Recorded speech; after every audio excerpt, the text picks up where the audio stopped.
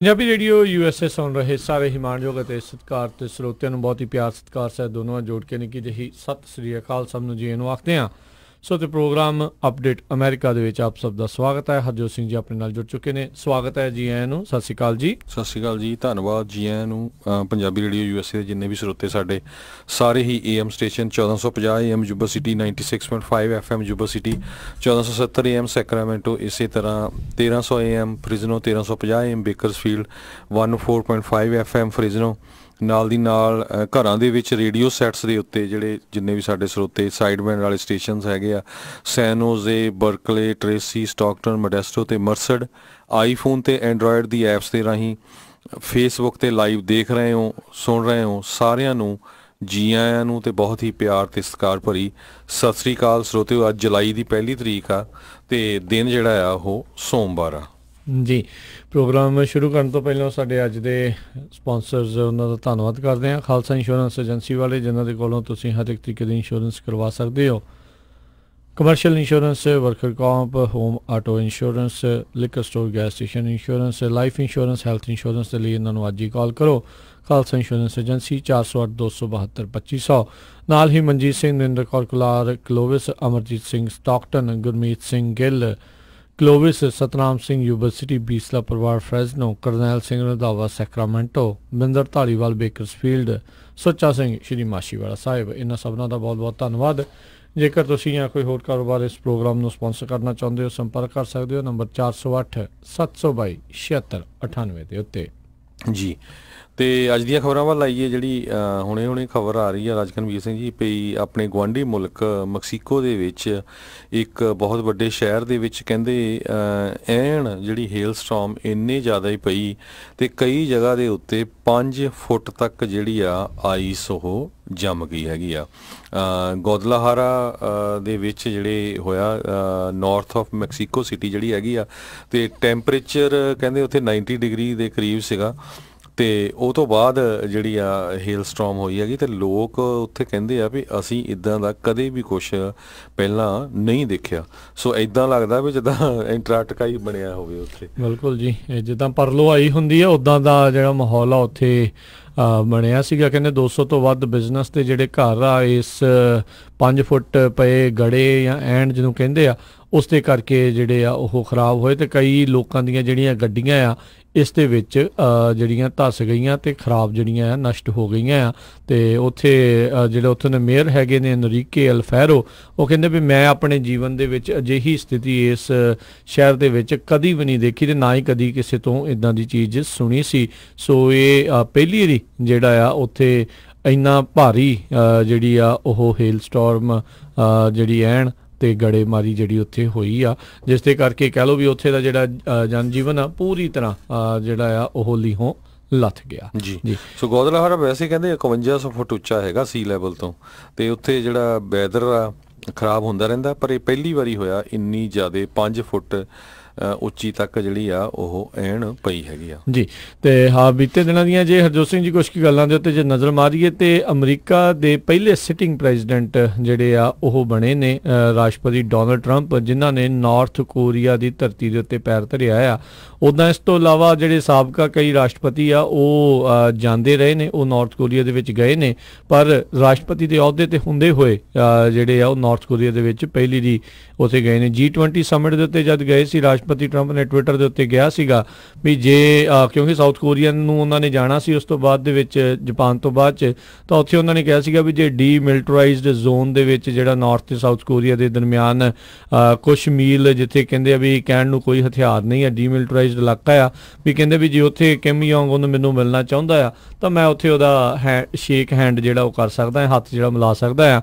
ਅਤੇ ਜਿੱਦਾਂ ਆਪਾਂ ਦੇਖਿਆ ਸੀ ਅੱਜ ਤੋਂ ਕੁਛ ਮਹੀਨੇ ਪਹਿਲਾਂ ਜਦੋਂ ਨਾਰਥ ਅਤੇ ਸਾਊਥ ਕੋਰੀਆ ਵਾਲੇ ਇਹ ਦੋਨੋਂ ਹੀ ਉਹਨਾਂ ਦੇ ਲੀਡਰ ਜਿਹੜੇ ਉਹ ਮੁਲਾਕਾਤ ਉਹਨਾਂ ਨੇ ਕੀਤੀ ਸੀ, ਤਾਂ ਨਾਰਥ ਕੋਰੀਆ ਵਾਲੇ ਨੇ ਸਾਊਥ ਕੋਰੀਆ ਵਾਲੇ ਲੀਡਰ ਨੂੰ ਕਿਹਾ ਸੀਗਾ ਵੀ ਆ ਜਾ ਸਾਡੇ ਮੁਲਕ ਦੇ ਵਿੱਚ, ਜੇ ਇਹ ਪੈਰ ਧਰ ਕੇ ਦੇਖਣਾ ਤਾਂ ਦੇਖ ਲਾ। ਅਤੇ ਉਹ ਉੱਧਰ ਜਾ ਕੇ ਉਹਨਾਂ ਨੇ ਉੱਥੇ ਫੋਟੋਆਂ ਵੀ ਖਿਚਾਈਆਂ ਸੀ। ਇਸੇ ਤਰੀਕੇ ਨਾਲ ਕਿਮ ਯੋਂਗ ਉਨ ਨੇ ਰਾਸ਼ਟਰਪਤੀ ਟਰੰਪ ਨੂੰ ਵੀ ਜਿਹੜਾ ਸੱਦਾ ਦਿੱਤਾ ਵੀ ਜੇ ਤੁਸੀਂ ਵੀ ਨਾਰਥ ਕੋਰੀਆ ਵਾਲੇ ਪਾਸੇ ਨੂੰ ਆਉਣਾ ਹੈ ਤਾਂ ਆਓ, ਅਤੇ ਕਹਿੰਦੇ 20 ਕਦਮ ਜਿਹੜੇ ਆ ਉਹ ਨਾਰਥ ਕੋਰੀਆ ਦੇ ਅੰਦਰ ਜਿਹੜੇ ਉਹ ਜਾ ਕੇ ਆਏ ਸੀਗੇ। ਇੱਕ ਟਾਈਮ ਦੇ ਉੱਤੇ ਉਦੋਂ ਇੱਕ ਹਿਸਾਬ ਨਾਲ ਹਫੜਾ ਦਫੜੀ ਦਾ ਸਨਸਨੀ ਜੀ ਫੈਲ ਗਈ।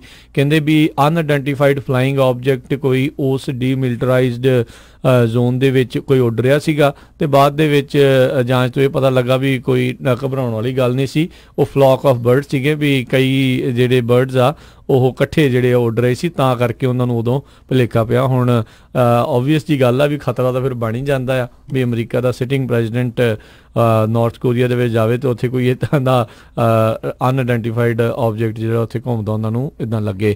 ਸੋ ਰਾਸ਼ਟਰਪਤੀ ਟਰੰਪ ਨੇ ਕਿਹਾ ਵੀ ਮੈਂ ਇਹਨੂੰ ਵਾਈਟ ਹਾਊਸ ਦੇ ਵਿੱਚ ਵੀ ਸੱਦਾ ਦਊਂਗਾ। ਸੋ ਆਲਰੇਡੀ ਜਿਹੜੇ ਹਿਊਮਨ ਰਾਈਟ ਵਾਇਲੇਟਰਸ ਆ ਉਹਨਾਂ ਨੂੰ ਕਈਆਂ ਨੂੰ ਸੱਦਾ ਮਿਲ ਚੁੱਕਾ, ਜੇ ਇਹਨੂੰ ਵੀ ਮਿਲ ਜੂਗਾ ਤੇ ਕੋਈ ਬਹੁਤੀ ਹੈਰਾਨੀ ਵਾਲੀ ਗੱਲ ਨਹੀਂ ਹੋਊਗੀ। ਇੱਕ ਟਾਈਮ ਦੇ ਉੱਤੇ ਨਾਰਥ ਕੋਰੀਆ ਵਾਲੇ ਕਹਿ ਲਓ ਵੀ ਦੁਨੀਆ ਦੇ ਵਿੱਚ ਸਭ ਤੋਂ ਰੋਗ ਨੇਸ਼ਨ ਤੇ ਉਹ ਸੀਗਾ, ਪਰ ਰਾਸ਼ਟਰਪਤੀ ਟਰੰਪ ਦੇ ਨਾਲ ਮੁਲਾਕਾਤਾਂ ਕਰ ਕਰਕੇ ਇਸ ਬੰਦੇ ਦੀ ਮਾਨਤਾ ਹੌਲੀ ਹੌਲੀ ਜਿਹੜੀ ਆ ਉਹ ਵੱਧਦੀ ਜਾ ਰਹੀ ਆ। ਰਾਸ਼ਟਰਪਤੀ ਟਰੰਪ ਦੇ ਨਾਲ ਮੁਲਾਕਾਤ ਕਰਨ ਤੋਂ ਬਾਅਦ 'ਚ ਇਹਨੂੰ ਵਲਾਦੀਮੀਰ ਪੁਤਿਨ ਨੇ ਵੀ ਸੱਦਿਆ ਸੀਗਾ ਰਸ਼ੀਆ 'ਚ, ਉੱਥੇ ਵੀ ਜਾ ਕੇ ਆਇਆ ਆ। ਆਲਰੇਡੀ ਜਿਹੜੀਆਂ 2 ਮੀਟਿੰਗਸ ਇਹਨਾਂ ਦੋਨਾਂ ਮੁਲਕਾਂ ਦੇ ਦਰਮਿਆਨ ਹੋ ਚੁੱਕੀਆਂ ਆ। ਦੂਜੀ ਮੀਟਿੰਗ ਸੀਗੀ ਉਹ ਬੇਸਿੱਟਾ ਬੇਨਤੀਜਾ ਜਿਹੜੀ ਉਹ ਨਿਕਲੀ ਸੀਗੀ, ਤੇ ਹੁਣ ਕਹਿਣ ਨੂੰ ਗੱਲਾਂ ਇਹ ਚੱਲ ਰਹੀਆਂ ਵੀ ਤੀਜੇ ਸਮਿਟ ਵੀ ਜਿਹੜੀ ਕੋਈ ਨਾ ਕੋਈ ਹੋ ਸਕਦੀ ਆ। ਸੋ ਦੇਖਦੇ ਆ ਵੀ ਆਉਣ ਵਾਲੇ ਸਮੇਂ ਦੇ ਵਿੱਚ ਇੱਥੇ ਜਿਹੜਾ ਕੀ ਬਣਦਾ ਆ। ਕਹਿੰਦੇ ਤਕਰੀਬਨ 50 ਮਿੰਟ ਆਪਸ ਦੇ ਵਿੱਚ ਉਹਨਾਂ ਨੇ ਉੱਥੇ ਬਿਤਾਏ ਆ ਜੀ। ਬਿਲਕੁਲ, ਅਗਲੀ ਖਬਰ ਵੱਲ ਚੱਲੀਏ ਜਿਹੜੀ ਕਮਲਾ ਹੈਰਿਸ ਤੇ ਜੋ ਬਾਈਡਨ ਨਾਲ ਰਿਲੇਟਡ ਹੈਗੀ ਆ। ਸਾਰਿਆਂ ਨੂੰ ਪਤਾ ਵੀ ਪਿਛਲੇ ਵੀਕ ਜਦੋਂ ਡਿਬੇਟ ਚੱਲ ਰਹੀ ਸੀ ਤੇ ਜਿਹੜੀ ਕਮਲਾ ਹੈਰਿਸ ਆ ਸੈਨੇਟਰ ਕੈਲੀਫੋਰਨੀਆ ਤੋਂ, ਤੇ ਉਹਨਾਂ ਨੇ ਜੋ ਬਾਈਡਨ ਦਾ ਜਿਹੜਾ ਟਰੈਕ ਰੈਕਡ ਆ ਖਾਸ ਕਰਕੇ ਸਿਵਲ ਰਾਈਟਸ ਦੇ ਉੱਤੇ ਉਸ ਮੁੱਦੇ ਨੂੰ ਉਠਾਇਆ, ਜਿਹਦੇ ਨਾਲ ਉਹਨਾਂ ਨੇ ਕਿਹਾ ਵੀ ਇਹਨਾਂ ਨੇ ਜਿਹੜੀ ਆ ਉਹ ਸੈਗਰੀਗੇਸ਼ਨ ਜਿਹੜੇ ਸੈਗਰੀਗੇਨਿਸਟ ਜਿਹੜੇ ਸੈਨੇਟਰ ਸੀਗੇ ਜਿਹੜੇ ਉਸ ਦੇ ਹੱਕ ਦੇ ਵਿੱਚ ਸੀ ਵੀ ਕਾਲਿਆਂ ਨੂੰ ਤੇ ਗੋਰਿਆਂ ਨੂੰ ਅਲੱਗ-ਅਲੱਗ ਰੱਖਿਆ ਜਾਵੇ, ਤੇ ਉਹਨਾਂ ਦੀ ਇੱਕ ਟਾਈਮ ਦੇ ਉੱਤੇ ਉਹਨਾਂ ਨੇ ਸਪੋਰਟ ਕੀਤੀ ਸੀ। ਤੇ ਹੁਣ ਜਿਹੜੇ ਆ ਸਿੱਖ ਉਹ ਕਮਲਾ ਹੈਰਿਸ ਦੇ ਪਿੱਛੇ ਆ ਗਏ ਆ। ਕਹਿੰਦੇ ਭਈ ਜਿਹੜੀ ਕਮਲਾ ਹੈਰਿਸ ਆ ਇਸ ਨੇ ਜੋ ਬਾਈਡਨ ਦੇ ਜਿਹੜੀ 40 ਸਾਲ ਪਹਿਲਾਂ ਦੇ ਕਮੈਂਟ ਆ ਉਹਨਾਂ ਦੇ ਉੱਤੇ ਉਹ ਪਿੱਛੇ ਪਈ ਹੈਗੀ ਜੋ ਬਾਈਡਨ ਦੇ, ਪਰ ਜੋ ਇਸ ਨੇ 10 ਸਾਲ ਪਹਿਲਾਂ ਕੀਤਾ ਆ ਉਸ ਦੇ ਉੱਤੇ ਵੀ ਇਸ ਨੂੰ ਸਿੱਖਾਂ ਤੋਂ ਮਾਫੀ ਮੰਗਣੀ ਚਾਹੀਦੀ ਆ। ਸਰੋਤਿਆਂ ਨੂੰ ਦੱਸਦੇ ਜਾਈਏ, ਕਹਿੰਦੇ 10 ਸਾਲ ਪਹਿਲਾਂ ਤਰਲੋਚਨ ਸਿੰਘ ਅਬਰਾਈ ਨਾਮ ਦਾ ਇੱਕ ਸਿੱਖ ਆਰਮੀ ਵੈਟਰਨ ਜਿਹੜਾ ਸੀ ਉਸ ਨੇ ਡਿਪਾਰਟਮੈਂਟ ਆਫ ਕਰੈਕਸ਼ਨਸ ਦੇ ਵਿੱਚ ਜੌਬ ਲਈ ਅਪਲਾਈ ਕੀਤਾ ਸੀ ਤੇ ਸਾਰੀਆਂ ਕੁਆਲੀਫਿਕੇਸ਼ਨਾਂ ਉਹ ਪੂਰੀਆਂ ਕਰ ਗਿਆ ਸੀ, ਤੇ ਜਦੋਂ ਉਸ ਨੂੰ ਹਾਇਰ ਕਰਨਾ ਸੀ ਤੇ ਉਸ ਨੂੰ ਇਸ ਕਰਕੇ ਨਾ ਕਰ ਦਿੱਤੀ ਗਈ ਕਿ ਤੈਨੂੰ ਪਹਿਲਾਂ ਸ਼ੇਵ ਕਰਨੀ ਪਊਗੀ, ਤੇਰੀ ਜਿਹੜੀ ਬੀਅਰਡ ਆ ਇਹ ਰਿਮੂਵ ਕਰਨੀ ਪਊਗੀ। ਉਸ ਟਾਈਮ ਦੇ ਉੱਤੇ ਜਿਹੜੀ ਕਮਲਾ ਹੈਰਿਸ ਆ ਉਹ ਕੈਲੀਫੋਰਨੀਆ ਦੀ ਅਟਾਰਨੀ ਜਨਰਲ ਸੀ, ਤੇ ਜਿਹੜੇ ਗਵਰਨਰ ਆ ਜਿਹੜੇ ਹੁਣੇ ਹਟੇ ਹੈਗੇ ਆ ਇਹ ਸੀਗੇ ਉਸ ਟਾਈਮ ਦੇ ਉੱਤੇ। ਤੇ ਇਸ ਨੇ ਕੇਸ ਫਾਈਟ ਕੀਤਾ ਸੀ ਵੀ ਨਹੀਂ, ਜਿਹੜੀਆਂ ਯੂਨੀਅਨਸ ਆ ਕਰੈਕਸ਼ਨਲ ਫੈਸਿਲਿਟੀਜ਼ ਦੀਆਂ ਉਹ ਕਹਿੰਦੀਆਂ ਆ ਵੀ ਦਸਤਾਰ ਵਾਲਾ ਤੇ ਦਾੜੀ ਵਾਲਾ ਬੰਦਾ ਜਿਹੜਾ ਆ ਉਹ ਕਰੈਕਸ਼ਨਲ ਆਫਿਸ ਦੇ ਵਿੱਚ ਕੰਮ ਨਹੀਂ ਕਰ ਸਕਦਾ। ਫਿਰ 22 ਦੇ ਕਰੀਬ ਜਿਹੜੀਆਂ non profit civil rights organisations ਆ ਉਹਨਾਂ ਨੇ ਸਿੱਖ ਦੇ ਲਈ ਕੇਸ ਲੜਿਆ ਸੀ, ਤੇ ਉਹ ਫਾਈਨਲੀ ਜਿਹੜਾ ਸਿੱਖ ਆ ਉਹ ਕੇਸ ਜਿੱਤ ਗਿਆ ਸੀ, ਤੇ ਉਹਦੇ ਵਿੱਚ ਫਿਰ ਉਸ ਨੂੰ ਦੁਬਾਰਾ ਕੀ ਜਿਹੜਾ ਜੌਬ ਦੇ ਉੱਤੇ ਰੱਖਿਆ ਗਿਆ ਆ। ਸੋ ਹੁਣ ਇਹ ਜਿਹੜੇ ਇੱਕ ਜੋਲੀ ਨਾਮ ਦੇ ਜਿਹੜੇ ਲਾਇਰ ਹੈਗੇ ਆ ਵਾਸ਼ਿੰਗਟਨ 'ਚ, ਉਹਨਾਂ ਨੇ ਇਹ ਕਿਹਾ ਹੈਗਾ ਆ ਵੀ ਕਮਲਾ ਹੈਰਿਸ ਨੂੰ ਸਿੱਖਾਂ ਤੋਂ ਵੀ ਮਾਫੀ ਮੰਗਣੀ ਚਾਹੀਦੀ ਆ ਵੀ ਜੇ ਤੂੰ ਜੋ ਬਾਈਡਨ ਦੇ ਉਲਟ ਜਾ ਰਹੀ ਆ। ਤੇ ਇਹ ਸਰੋਤਿਆਂ ਨੂੰ ਦੱਸਦੇ ਜਾਈਏ ਵੀ ਜਿਹੜਾ ਇਸ ਇਸ਼ੂ ਨੇ ਜਿਹੜਾ ਜੋ ਬਾਈਡਨ ਆ ਉਹਨਾਂ ਦੀ ਜਿਹੜੀ ਚੜ੍ਹਾਈ ਸੀਗੀ ਕੈਂਡੀਡੇਟ ਬਣਨ ਦੀ ਉਹਦੇ ਤੇ ਇੱਕ ਤਰ੍ਹਾਂ ਨਾਲ ਸਟਾਪ ਲੈ ਆਂਦਾ। ਬਿਲਕੁਲ, ਉਹਦੇ ਤਕਰੀਬਨ 10 ਪੁਆਇੰਟ ਕਹਿੰਦੇ ਆ ਓਵਰਆਲ ਪੋਲਿੰਗ ਦੇ ਵਿੱਚ ਘਟਦੇ ਜਿਹੜੇ ਉਹ ਨਜ਼ਰ ਆਏ ਨੇ। ਸੋ ਬਹੁਤ ਸਾਰੇ ਜਿਹੜੇ ਲੋਕ ਕਮਲਾ ਹੈਰਿਸ ਦੇ ਇਸ ਜਿਹੜੇ ਉਹਨਾਂ ਦੇ ਸਪੋਰਟਰ ਓਬਵੀਅਸਲੀ ਉਸ ਨੂੰ ਗੁੱਡ ਜਿਹੜਾ ਕਹਿ ਰਹੇ ਆ ਵੀ ਉਸਨੇ ਜਿਹੜਾ ਚਾਹੇ ਉਹ ਆਪਣੀ ਪਾਰਟੀ ਵਾਲੀ ਆ ਉਸ ਦੇ ਉੱਤੇ ਸਟੈਂਡ ਲਿਆ। ਤੇ ਉੱਧਰ ਇੱਕ ਹੋਰ ਅਫਰੀਕਨ ਅਮਰੀਕਨ ਜਿਹੜੀ ਇਹਨਾਂ ਦੀ ਐਸਟੈਬਲਿਸ਼ਮੈਂਟ ਦੇ ਵਿੱਚੋਂ ਆ ਉਸਨੇ ਨਿਰਾਸ਼ਾ ਜ਼ਾਹਰ ਕੀਤੀ ਆ ਵੀ ਕਮਲਾ ਹੈਰਿਸ ਨੂੰ ਇੱਦਾਂ ਦਾ ਸਟੈਂਡ ਜਿਹੜਾ ਆ ਜੋ ਬਾਈਡਨ ਦੇ ਖਿਲਾਫ ਡੈਮੋਕ੍ਰੇਟ ਪਾਰਟੀ ਵਾਲੀ ਆ ਵੀ ਉਸ ਨੂੰ ਨਹੀਂ ਸੀ ਲੈਣਾ ਚਾਹੀਦਾ। ਤੇ ਵਾਕਿਆ ਹੀ ਜਿਹੜਾ ਇਸ ਨੇ ਉਦੋਂ ਅਟਾਰਨੀ ਜਨਰਲ ਹੁੰਦੇ ਹੋਏ ਕੰਮ ਕੀਤਾ। ਦੇਖੋ ਉੱਦਾਂ ਤਾਂ ਉਹਦੀ ਜੌਬ ਹੈਗੀ ਆ ਜਿੱਦਾਂ ਦੀ ਹੁਣ ਜੈਰੀ ਬਰਾਊਨ ਨੂੰ ਤਾਂ ਸਾਰੇ ਪੋਲੀਟੀਸ਼ੀਅਨਾਂ ਨੇ ਸਾਰਿਆਂ ਨੇ ਕਹਿਤਾ ਸੀਗਾ ਵੀ 50 ਪੰਜਾਬੀ ਲਾਗੂ ਕਰਨ ਵਾਲਾ 3% ਵਾਲਾ ਰੂਲ ਆ ਉਹ ਕਰ ਦਿਓ, ਪਰ ਉਸਨੇ ਅਖੀਰ ਦੇ ਵਿੱਚ ਵੀਟੋ ਕਰ ਦਿੱਤੀ ਆ। ਸੋ ਇਹ ਤਾਂ ਉਦੋਂ ਉਸ ਟਾਈਮ ਦੇ ਉੱਤੇ ਇਹਦੀ ਜੌਬ ਵੀ ਸੀਗੀ, ਪਰ ਇਹ ਬਹੁਤ ਸਾਰੇ ਜਿਹੜੇ ਅਟਰਨੀ ਜਨਰਲ ਆ ਕਿਹਨੂੰ ਪ੍ਰੋਸੀਕਿਊਟ ਕਰਨਾ, ਕਿਹੜਾ ਕੇਸ ਕਿੱਦਾਂ ਕਰਨਾ, ਇਹ ਆਪਣੇ ਇਹਨਾਂ ਦੇ ਫੈਸਲੇ ਜਿਹੜੇ ਹੁੰਦੇ ਆ। ਤੇ ਜੇ ਹੁਣ ਅੱਜ ਬਾਕੀਆਂ ਦੇ ਹੱਕਾਂ ਦੀ ਲਈ ਗੱਲ ਕਰ ਰਹੀ ਆ ਤੇ ਉਦੋਂ ਕੀ ਸਿੱਖਾਂ ਦੇ ਹੱਕ ਕੀ ਉਦੋਂ ਬਰਾਬਰ ਜਿਹੜੇ ਇਸ ਨੂੰ ਨਹੀਂ ਸੀ ਨਜ਼ਰ ਆਉਂਦੇ, ਇਹ ਵੀ ਸਾਰਿਆਂ ਨੂੰ ਸੋਚਣ ਦੀ ਜ਼ਰੂਰਤ ਹੈਗੀ ਆ। ਤੇ ਆਪਾਂ ਜਿਹੜੀ ਹਰਜੋਤ ਸਿੰਘ ਜੀ ਇਸ ਤੋਂ ਪਹਿਲਾਂ ਜਿਹੜੀ ਗੱਲ ਕਰ ਰਹੇ ਸੀਗੇ, ਫੌਕਸ ਵਾਲੇ ਕਈ ਵਾਰੀ ਕਹਿੰਦੇ ਵਾਹਵਾ ਹੱਦ ਕਰ ਜਾਂਦੇ ਆ, ਤੇ ਫੌਕਸ ਵਾਲਿਆਂ ਦਾ ਜਿਹੜਾ ਕਾਫੀ ਮਸ਼ਹੂਰ ਜਿਹੜਾ ਕਮੈਂਟੇਟਰ ਵੀ ਆ ਉਹਨਾਂ ਦੇ ਉਹ ਕਰਦਾ ਵੀ ਆ, ਟੱਕਰ ਕਾਰਲਸਨ ਜਿਹੜਾ ਆ ਉਸਨੇ ਉਹ ਵੀ ਨਾਲ ਹੀ ਗਿਆ ਆ ਵਿਸ਼ੇਸ਼ ਜਿਹੜਾ ਸੱਦੇ ਦੇ ਉੱਤੇ, ਵਾਈਟ ਹਾਊਸ ਦੇ ਸੱਦੇ ਦੇ ਉੱਤੇ ਉਹ ਨਾਲ ਰਾਸ਼ਟਰਪਤੀ ਟਰੰਪ ਦੇ ਜਿਹੜੇ ਉਹ ਗਏ ਹੋਏ ਨੇ ਉੱਥੇ G20 ਸਮਿਟ ਦੇ ਵਿੱਚ ਵੀ, ਤੇ ਸਾਊਥ ਕੋਰੀਆ ਦੇ ਵਿੱਚ ਵੀ ਉਹਨਾਂ ਦੇ ਨਾਲ Ivanka Trump, Jared ਕੁਸ਼ਨਰ senior advisor ਰਾਸ਼ਟਰਪਤੀ ਦੇ ਉਹ ਵੀ ਗਏ ਆ। ਫੌਕਸ ਐਂਡ ਫਰੈਂਡਸ ਦੇ ਨਾਲ ਜਿਹੜੇ ਟੱਕਰ ਕਾਰਲਸਨ ਆ ਉਹ ਗੱਲਬਾਤ ਕਰਦੇ ਹੋਏ ਕਹਿੰਦੇ ਸੀਗੇ, ਕਿਉਂਕਿ ਸਾਰੇ ਜਣਿਆਂ ਨੂੰ ਪਤਾ ਵੀ ਨਾਰਥ ਕੋਰੀਆ ਵਾਲਾ ਬੰਦਾ ਆ ਉਸ ਨੂੰ ਇਨਹਿਊਮੇਨ, ਹਿਊਮਨ ਰਾਈਟ ਵਾਇਲੇਟਰ ਤੇ ਬੜਾ ਹੀ ਜ਼ਾਲਮ ਜਿਹੜਾ ਉਹ ਦੱਸਿਆ ਜਾਂਦਾ, ਕਿੱਦਾਂ ਉਸਨੇ ਆਪਣੇ ਨੇੜਲੇ ਰਿਸ਼ਤੇਦਾਰਾਂ ਨੂੰ ਮਾਰਿਆ, ਕਿੱਦਾਂ ਉਸ ਆਈ ਥਿੰਕ ਉਹ ਸਿੰਗਾਪੁਰ ਦੇ ਵਿੱਚ ਉਸ ਪਾਸੇ ਸੀਗਾ ਜਦੋਂ 에ਅਰਪੋਰਟ ਦੇ ਉੱਤੇ ਹੀ ਉਸ ਨੂੰ ਕਿਸੇ ਤਰੀਕੇ ਦਾ ਜ਼ਹਿਰ ਦੇ ਕੇ ਜਿਹੜਾ ਉਹ ਮਾਰ ਦਿੱਤਾ ਗਿਆ ਸੀਗਾ, ਜਿਹੜਾ ਉੱਥੋਂ ਭੱਜਿਆ ਸੀਗਾ। ਤੇ ਉਸ ਦੇ ਬਾਰੇ ਜਦ ਉਹਨੂੰ ਪੁੱਛਿਆ ਗਿਆ ਵੀ ਰਾਸ਼ਟਰਪਤੀ ਟਰੰਪ ਜਿਹੜੇ ਬਾਰ-ਬਾਰ ਇਸ ਦੇ ਨਾਲ ਮੁਲਾਕਾਤ ਕਰ ਰਹੇ ਆ ਵੀ ਇਹ ਕੀ ਐਸੀ ਗੱਲ ਹੈਗੀ ਆ, ਤਾਂ ਉਹਦੇ ਵਿੱਚ ਕਹਿੰਦਾ ਉਸਨੇ ਕਹਿ ਦਿੱਤਾ ਵੀ ਕਹਿੰਦੇ what it means to lead a country is killing people, ਵੀ ਜੇ ਕੰਟਰੀ ਨੂੰ ਲੀਡ ਕਰਨਾ ਤੇ ਤੁਹਾਨੂੰ ਬੰਦੇ ਮਾਰਨੇ ਹੀ ਪੈਂਦੇ ਆ।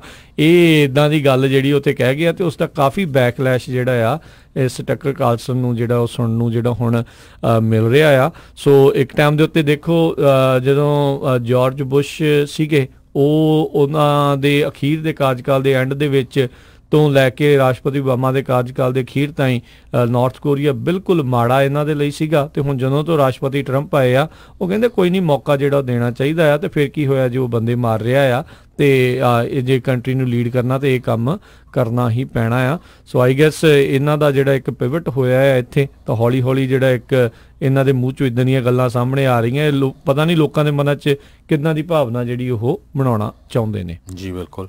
ਅਗਲੀ ਖਬਰ ਵੱਲ ਚੱਲੀਏ ਜਿਹੜੀ ਹਾਂਗਕਾਂਗ ਤੋਂ ਆ ਰਹੀ ਆ। ਹਾਂਗਕਾਂਗ ਦੇ ਵਿੱਚ ਹਜ਼ਾਰਾਂ ਦੀ ਗਿਣਤੀ ਦੇ ਵਿੱਚ ਜਿਹੜੇ ਪ੍ਰੋਟੈਸਟਰਸ ਹੈਗੇ ਆ, ਮੁਜ਼ਾਹਰਾਕਾਰੀ ਆ, ਉਹ ਉੱਥੇ ਦੇ ਜਿਹੜੇ ਗਵਰਨਮੈਂਟ ਆਫਿਸਸ ਆ, ਲੀਗਲ ਲੈਜਿਸਲੇਟਿਵ ਬਿਲਡਿੰਗ ਜਿਹੜੀ ਹੈਗੀ ਆ ਉਹਦੇ ਵਿੱਚ ਕਹਿੰਦੇ ਐਂਟਰ ਕਰ ਗਏ, ਤੇ ਉਹਨਾਂ ਨੇ ਕਾਫੀ ਰੌਲਾ ਰੱਪਾ ਪਾਉਣਾ ਸ਼ੁਰੂ ਕੀਤਾ। ਉਹ ਤੋਂ ਬਾਅਦ ਜਿਹੜੀ ਪੁਲਿਸ ਹੈਗੀ ਆ ਹਾਂਗਕਾਂਗ ਦੀ, ਉਸ ਨੇ ਟੀਅਰ ਗੈਸ ਜਿਹੜੀ ਆ ਉਹਨਾਂ ਦੇ ਉੱਤੇ ਯੂਜ਼ ਕੀਤੀ ਹੈਗੀ ਆ ਤਾਂ ਕਿ ਉਹਨਾਂ ਨੂੰ ਉੱਥੋਂ ਰਿਮੂਵ ਕੀਤਾ ਜਾ ਸਕੇ। ਸੋ ਤੈਨੂੰ ਪਤਾ ਹੀ ਆ ਵੀ ਪਿਛਲੇ ਕਈ ਹਫ਼ਤਿਆਂ ਤੋਂ ਉੱਥੇ ਜਿਹੜੇ ਪ੍ਰੋਟੈਸਟ ਜਾਰੀ ਹੈਗੇ ਆ, ਤੇ ਜਿਹੜੀ ਉੱਥੇ ਦੀ ਸਰਕਾਰ ਆ ਉਹ ਇੱਕ ਤਰ੍ਹਾਂ ਦੇ ਨਾਲ ਮਾਫੀ ਮੰਗਣ ਦੇ ਲਈ ਤਿਆਰ ਨਹੀਂ।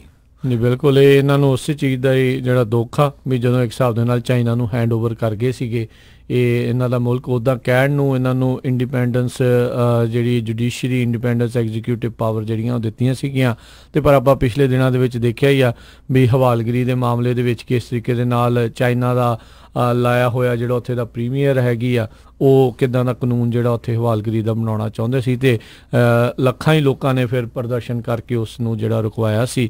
ਤੇ ਹੁਣ ਕਹਿੰਦੇ ਪੁਲਿਸ ਵਾਲੇ ਜਿਹੜੇ ਆ ਫੋਰਸਫੁਲੀ ਜਿਹੜੇ ਹਜ਼ਾਰਾਂ ਹੀ ਪ੍ਰੋਟੈਸਟਰ ਇਸ ਟਾਈਮ ਲੈਜਿਸਲੇਟਿਵ ਬਿਲਡਿੰਗ ਦੇ ਵਿੱਚ ਇਕੱਠੇ ਹੋਏ ਆ, ਉਹਨਾਂ ਨੂੰ ਉੱਥੋਂ ਕੱਢਣ ਦੀਆਂ ਕੋਸ਼ਿਸ਼ਾਂ ਜਿਹੜੀਆਂ ਉਹ ਕਰ ਰਹੇ ਨੇ। ਧੱਕਾ ਜਿਹੜਾ ਹੈ ਧੱਕਾ ਮੁੱਕੀ ਮਾਰ ਕੇ ਉੱਥੋਂ ਬਾਹਰ ਜਿਹੜਾ ਉਹ ਕੱਢ ਰਹੇ ਨੇ। ਸੋ ਪ੍ਰੋਟੈਸਟਰ ਕਹਿੰਦੇ ਆ ਵੀ ਉੱਥੋਂ ਦੇ ਅਫੀਸ਼ੀਅਲ ਦੇ ਨਾਲ ਗੱਲਬਾਤ ਕਰਨਾ ਚਾਹੁੰਦੇ ਨੇ, ਪਰ ਜਿਹੜੇ ਹਾਲ ਦੀ ਘੜੀ ਉਹਨਾਂ ਦੀ ਕੋਈ ਵੀ ਜਿਹੜੀ ਸੁਣਵਾਈ ਉਹ ਨਹੀਂ ਹੋ ਰਹੀ ਹੈ। 22ਵੀਂ ਵਰ੍ਹੇਗੰਢ ਸੀਗੀ ਹਰਜੋਤ ਸਿੰਘ ਜੀ ਜਦੋਂ ਹਾਂਗਕਾਂਗ ਨੂੰ ਬ੍ਰਿਟੇਨ ਨੇ ਜਿਹੜਾ ਚਾਈਨਾ ਦੇ ਹਵਾਲੇ ਜਿਹੜਾ ਇਸ ਤਰੀਕੇ ਦੇ ਨਾਲ ਕਰਕੇ ਗਏ ਸੀਗੇ। ਤੇ ਅਗਲੀ ਜਿਹੜੀ ਆਪਾਂ ਹਰਜੋਤ ਸਿੰਘ ਜੀ ਇਹ ਬੜੀ ਅਹਿਮ ਖਬਰ ਜਿਹੜੀ ਕਰਦੇ ਆ, ਜਿਸ ਦੇ ਵਿੱਚ ਈਰਾਨ ਨੇ ਆਪਣੇ ਜਿਹੜੇ ਆ ਸਟੇਟ ਮੀਡੀਆ ਉੱਥੋਂ ਦੇ ਨੇ ਅਧਿਕਾਰੀਆਂ ਨੇ ਇਹ ਜਿਹੜੀ ਆ ਸੂਚਨਾ ਦਿੱਤੀ ਆ ਵੀ ਉਹਨਾਂ ਨੇ 2015 ਵਾਲਾ ਜਿਹੜਾ ਅਮਰੀਕਾ ਤੇ ਹੋਰ ਜਿਹੜੇ 5 ਮੁਲਕਾਂ ਦੇ ਨਾਲ ਇੱਕ ਗੱਲਬਾਤ ਕੀਤੀ ਸੀ, ਨੈਗੋਸ਼ੀਏਸ਼ਨ ਕੀਤੀ ਸੀ, ਡੀਲ ਬਣਾਈ ਸੀ, ਨਿਊਕਲੀਅਰ ਡੀਲ, ਉਸ ਦੀ ਉਹਨਾਂ ਨੇ ਉਲੰਘਣਾ ਜਿਹੜੀ ਆ ਉਹ ਕਰ ਦਿੱਤੀ ਆ। ਉਹਨਾਂ ਨੇ ਜਿਹੜੀ ਐਨਰਿਚਮੈਂਟ ਯੂਰੇਨੀਅਮ ਜਿਹੜਾ ਧਾਤੂ ਆ ਉਸ ਦੀ ਜਿਹੜੀ ਗੁਣਵੱਤਾ ਵਧਾਉਣ ਵਾਲਾ ਕੰਮ ਆ, ਜਿੰਨਾ ਉਹਨਾਂ ਨੂੰ ਅਲਾਉਡ ਸੀਗਾ, ਜਿੰਨਾ ਮਿੱਥਿਆ ਗਿਆ ਸੀ, ਉਸ उस सीमा तो वो पार हो चुके ने। ਜਿਹੜੇ ईरान ਦੇ फॉरन मिनिस्टर मोहम्मद जावेद ज़रीफ आ उन्होंने अज इस दे बारे अनाउंसमेंट की आ। सब नूं पता आ भी अज तो जदों राष्ट्रपति ट्रंप ने अहुदा संभिया आ वो ईरान की इस न्यूक्लीयर डील की आलोचना करते रहे आ। कली आलोचना ही नहीं की, उन्होंने अमरीका नूं इस न्यूक्लीयर डील दे विचों बाहर भी कढ़ दिता सी ते बाहर कढ़न तो बाद दे विच ईरान दे उत्ते बड़े जिहड़े भारी आर्थिक जिहड़ियां रोकां ते होर कई सैंक्शनस लाईयां सी। ईरान वाले जिहड़े अपने बाकी डील वाले हैगे जिहड़ी 2015 दे विच होई है यूरोपीयन मुल्क ने उन्हां दे उत्ते इस तरीके दे नाल यूरेनियम दी एनरिचमेंट करके प्रैशर पाउण दी कोशिश कर रहा आ भी तुसीं भाई इन्हां जे डील तुसीं वाकिया कहने भी डील हैगी आ तो इस डील की जी उलंघना की अमरीका ने तो साढ़े उत्ते सैंक्शन लाए उसके खिलाफ बोलो तो वो चीज़ों हटवाओ, नहीं तो असी जी इसकी गुणवत्ता आ एनरिचमेंट आ बार बार जी उसनूं वधाउंदे रवांगे। इस दे उत्ते जी हरजोत सिंह जी इस टाइम 3.67% जी यूरेनियम एनरिचमेंट जी उन्होंने ਕੀਤੀ ਹੋਈ ਆ। ਕਹਿੰਦੇ ਸ਼ੁਰੂਆਤ ਦੇ ਜਿਹੜੇ 20% ਐਨਰਿਚਮੈਂਟ ਦੇ ਉਹ ਔਖੇ ਹੁੰਦੇ ਆ, ਜਦੋਂ 20% ਤੇ ਤੁਸੀਂ ਇੱਕ ਵਾਰੀ ਪਹੁੰਚ ਜਾਂਦੇ ਆ ਉਸ ਤੋਂ ਬਾਅਦ ਦੇ ਵਿੱਚ 80-90% ਤੱਕ ਪਹੁੰਚਣਾ ਜਿਹੜਾ ਕਿ ਨਿਊਕਲੀਅਰ ਜਿਹੜੇ ਜਿਹੜੇ ਕਹਿ ਲਓ ਵੀ ਬੰਬਾਂ ਵਾਸਤੇ ਇੰਨੀ ਚਾਹੀਦੀ ਐਨਰਿਚਮੈਂਟ ਕਰਨੀ ਉਹ ਬਾਅਦ ਦੇ ਵਿੱਚ ਆਸਾਨ ਹੁੰਦੀ ਆ। ਸੋ ਇਹ ਇੱਕ ਜਿਹੜੀ ਸੀਮਾ ਸੀਗੀ ਇਹਨਾਂ ਦੀ ਰੱਖੀ ਗਈ ਵੀ ਇਹ ਜਿਹੜੀ 3.67% ਜਾਂ ਉਸ ਤੋਂ ਘੱਟ ਜਿਹੜੀ ਹੋਵੇ ਜਿਹੜੀ ਕਿ ਪਾਵਰ ਵਾਸਤੇ ਜਾਂ ਹੋਰ ਚੀਜ਼ਾਂ ਵਾਸਤੇ ਵਰਤੀ ਜਾ ਸਕਦੀ ਸੀ ਉਸ ਤੋਂ ਇਹ ਪਾਰ ਜਿਹੜੀ ਉਹ ਲੰਘ ਚੁੱਕੇ ਨੇ। ਸੋ ਇਹ ਹੁਣ ਕਾਫੀ ਹਰਜੋਤ ਸਿੰਘ ਜੀ ਇੱਕ ਗੰਭੀਰ ਮਸਲਾ ਸੰਵੇਦਨਸ਼ੀਲ ਮਸਲਾ ਜਿਹੜਾ ਬਣ ਗਿਆ ਆ। ਜੌਨ ਬੋਲਟਨ, ਮਾਈਕ ਪੋਂਪੇਓ ਇੱਦਾਂ ਦੇ ਕੁਛ ਜਿਹੜੇ ਰਾਸ਼ਟਰਪਤੀ ਟਰੰਪ ਦੇ ਨਜ਼ਦੀਕ ਬੰਦੇ ਨੇ ਜਿਹੜੇ ਕਿ ਵਾਰ ਦੀ ਪ੍ਰੋੜਤਾ ਕਰਦੇ ਨੇ, ਜੰਗ ਦੀ ਪ੍ਰੋੜਤਾ ਕਰਦੇ ਨੇ, ਉਹਨਾਂ ਦੇ ਕਹਿ ਲਓ ਵੀ ਕੰਨ ਇੱਕ ਵਾਰੀ ਫੇਰ ਖੜ ਜਾਣਗੇ ਤੇ ਉਹ ਚਾਹਣਗੇ ਵੀ ਕੁਛ ਨਾ ਕੁਛ ਜਿਹੜਾ ਆ ਇੱਥੇ ਕੋਈ ਫੌਜੀ ਕਾਰਵਾਈ ਹੋਵੇ। ਪਰ ਰਾਸ਼ਟਰਪਤੀ ਟਰੰਪ ਜਿੱਦਾਂ ਹੁਣ ਨਾਰਥ ਕੋਰੀਆ ਵਾਲੇ ਨੂੰ ਵੀ ਮਿਲ ਕੇ ਆਏ ਨੇ ਤੇ ਇੱਕ ਵਾਰੀ ਹਮਲਾ ਕਰਨਾ ਸੀ ਫਿਰ ਰੋਕ ਵੀ ਲਿਆ ਸੀਗਾ, ਉਹ ਸ਼ਾਇਦ ਵਾਰ ਤੋਂ ਜੰਗ ਤੋਂ ਪਰਹੇਜ਼ ਕਰਨਾ ਚਾਹੁੰਦੇ ਨੇ ਪਰ ਫਿਰ ਵੀ ਇੱਕ ਜਿਹੜਾ ਖਤਰਾ ਆ ਉਹ ਫਿਰ ਵੀ ਬਰਕਰਾਰ ਹੈਗਾ ਆ। ਸੋ ਬਿਲਕੁਲ NPR ਦੇ ਜਿਹੜੇ ਪੀਟਰ ਕੈਨੀਅਨ ਆ ਉਹਨਾਂ ਦੀ ਜਿਹੜੀ ਰਿਪੋਰਟ ਆ ਉਹਦੇ ਮੁਤਾਬਕ ਕਹਿੰਦੇ ਵੀ ਇਹ ਜਿਹੜਾ ਯੂਰੇਨੀਅਮ ਹੈਗਾ ਉਹ ਇਲੈਕਟ੍ਰਿਸਿਟੀ ਪ੍ਰੋਡਿਊਸ ਕਰਨ ਦੇ ਲਈ ਉਹ ਕਹਿ ਰਹੇ ਹੈਗੇ ਆ, ਪਰ ਫਿਊਚਰ ਦੇ ਵਿੱਚ ਇਸ ਨੂੰ ਜੇ ਕਹਿੰਦੇ ਜ਼ਿਆਦਾ ਸਟਾਕ ਪਾਈਲ ਕੀਤਾ ਜਾਵੇ ਤੇ ਇਹ ਨਿਊਕਲੀਅਰ ਵਾਰਹੈਡ ਦੇ ਲਈ ਵੀ ਯੂਜ਼ ਕੀਤਾ ਜਾ ਸਕਦਾ ਹੈਗਾ ਆ। ਜੀ ਬਿਲਕੁਲ। ਸੋ ਇਸੇ ਚੀਜ਼ ਦਾ ਜਿਹੜਾ ਉਹ ਖਤਰਾ ਆ ਤੇ ਆਈ ਥਿੰਕ ਅਮਰੀਕਾ ਵਾਲਿਆਂ ਨੂੰ ਤੇ ਹੈ, ਚਲੋ ਸਾਰੇ ਮੁਲਕਾਂ ਨੂੰ ਹੀ ਖਤਰਾ ਆ ਇਸ ਤਰੀਕੇ ਦੇ ਨਾਲ, ਕਿਉਂਕਿ ਖਾਸ ਕਰਕੇ ਸਾਊਦੀ ਅਰੇਬੀਆ ਵਾਲੇ ਜ਼ਿਆਦਾ ਜਿਹੜਾ ਰੌਲਾ ਪਾਉਂਦੇ ਨੇ। ਈਰਾਨ ਵਾਲੇ ਜਦੋਂ ਕੁਛ ਵੀ ਜਿਹੜਾ ਅੱਗੇ ਨੂੰ ਵੱਧਦੇ ਨੇ ਉੱਦਾਂ ਈਰਾਨ ਦੇ ਇਰਦ ਗਿਰਦ ਕਈ ਮੁਲਕ ਹੈਗੇ ਹੀ ਆ, ਜਿੱਦਾਂ ਆਪਾਂ ਨਾ ਹੀ ਲਿਆ ਸਾਊਦੀ ਅਰੇਬੀਆ ਦਾ, ਇਹਨਾਂ ਦੇ ਕੋਲ ਵੀ ਨਿਊਕਲੀਅਰ ਵਾਲੇ ਜਿਹੜੇ ਹਥਿਆਰ ਆ ਉਹਨਾਂ ਨੇ ਰੱਖੇ ਹੋਏ ਨੇ ਪਰ ਉਹ ਚਾਹੁੰਦੇ ਨਹੀਂ ਆ ਵੀ ਜਿਹੜੇ ਦੂਜੇ ਮੁਸਲਮਾਨ ਦੇ ਜਿਹੜਾ ਦੂਜਾ ਗਰੁੱਪ ਹੈਗਾ ਆ ਵੀ ਉਹਨਾਂ ਦੇ ਕੋਲ ਵੀ ਇਹ ਚੀਜ਼ ਜਿਹੜੀ ਉਹ ਆ ਸਕੇ। ਸੋ ਲੈਟਸ ਸੀ ਆਉਣ ਵਾਲੇ ਸਮੇਂ ਦੇ ਵਿੱਚ ਕੀ ਬਣਦਾ ਆ। ਅੱਜ ਉਹਨਾਂ ਨੇ ਉਹ ਘੋਸ਼ਣਾ ਕਰ ਦਿੱਤੀ ਆ। ਵੈਸੇ ਹੁਣ ਦੇਖੋ ਸਾਰੇ ਜਾਣੇ ਹਰਜੋਤ ਸਿੰਘ ਜੀ ਰੌਲਾ ਪਾ ਰਹੇ ਆ ਵੀ ਉਹਨਾਂ ਨੇ ਇਸ ਜਿਹੜੀ ਟਰੀਟੀ ਆ ਡੀਲ ਆ ਉਸ ਦੀ ਉਲੰਘਣਾ ਕੀਤੀ ਆ। ਹੁਣ ਦੇਖੋ ਟਰੀਟੀ ਤਾਂ ਰੱਦ ਕਰ ਦਿੱਤੀ ਆਪ ਹੀ ਅਮਰੀਕਾ ਨੇ ਤੇ ਹੁਣ ਉਸੇ ਚੀਜ਼ ਨੂੰ ਕਹਿਣਾ ਵੀ ਤੁਸੀਂ ਉਸ ਦੀ ਉਲੰਘਣਾ ਕੀਤੀ ਆ ਇਹ ਵੀ ਫਿਰ ਕਿੰਨਾ ਕੁ ਜਾਇਜ਼ ਜਿਹੜਾ ਹੈਗਾ। ਹੁਣ ਇੱਕ ਮੁਲਕ ਦੇ ਕੋਲ ਆਪੋ ਆਪਣੇ ਰੂਪ ਦੇ ਵਿੱਚ ਅਖਤਿਆਰ ਤਾਂ ਹੁੰਦੇ ਹੀ ਆ ਵੀ ਤੁਸੀਂ ਆਹ ਕਰ ਸਕਦੇ ਆ, ਤੁਸੀਂ ਉਹ ਕਰਦੇ ਆ। ਹੁਣ ਨਾਰਥ ਕੋਰੀਆ ਦੇ ਨਾਲ ਜਾ ਕੇ ਹੱਥ ਸਿੱਟਦੇ ਆ, ਉਹਦੇ ਕੋਲ ਨਿਊਕਲੀਅਰ ਮਿਜ਼ਾਈਲਾਂ ਹੈਗੀਆਂ ਆ, ਉਹਦੇ ਕੋਲ ਨਿਊਕਲੀਅਰ ਹੈਗੇ ਆ, ਉਹਨਾਂ ਨੂੰ ਇਹ ਡਰ ਆ ਵੀ ਕਿਤੇ ਈਰਾਨ ਵਾਲਿਆਂ ਦੇ ਕੋਲ ਵੀ ਇੱਦਾਂ ਦਾ ਚੀਜ਼ ਆ ਗਈ ਤਾਂ ਫਿਰ ਉਹਨਾਂ ਦੇ ਲਈ ਖਤਰੇ ਵਾਲੀ ਘੰਟੀ ਜਿਹੜੀ ਆ ਉਹ ਬਣ ਜਾਵੇਗੀ। ਸੋ ਇਹ ਬੜਾ ਹੀ ਇਸ ਟਾਈਮ ਆਉਣ ਵਾਲੇ ਕੁਝ ਦਿਨਾਂ ਦੇ ਵਿੱਚ ਦੇਖਦੇ ਆ ਵੀ ਇੱਥੇ ਕੀ ਬਣਦਾ ਆ, ਵੀ ਕੋਈ ਬਹੁਤੇ ਤੱਤੇ ਬਿਆਨ ਤਾਂ ਨਹੀਂ ਆਉਂਦੇ ਕਿਉਂਕਿ ਨਹੀਂ ਤਾਂ ਫਿਰ ਅਮਰੀਕਾ ਜਿਹੜਾ ਆ ਉਹ ਜੰਗ ਵੱਲ ਨੂੰ ਜਿਹੜਾ ਆ ਇਸ ਚੀਜ਼ ਦੇ ਵਿੱਚ ਵੱਧ ਸਕਦਾ। ਨਾ ਹੀ ਲੱਗੇ ਜੰਗ ਤਾਂ ਹੀ ਜਿਹੜਾ ਉਹ ਬਿਹਤਰ ਹੈਗਾ ਆ। ਜੀ ਅਗਲੀ ਖਬਰ ਵੱਲ ਆਪਾਂ ਬ੍ਰੇਕ ਲੈਂਦੇ ਹਾਂ ਤੇ ਬ੍ਰੇਕ ਤੋਂ ਬਾਅਦ ਫਿਰ ਹੋਰ ਖਬਰਾਂ ਜਿਹੜੀਆਂ ਉਹ ਸਾਂਝੀਆਂ ਕਰਦੇ ਹਾਂ। ਜੀ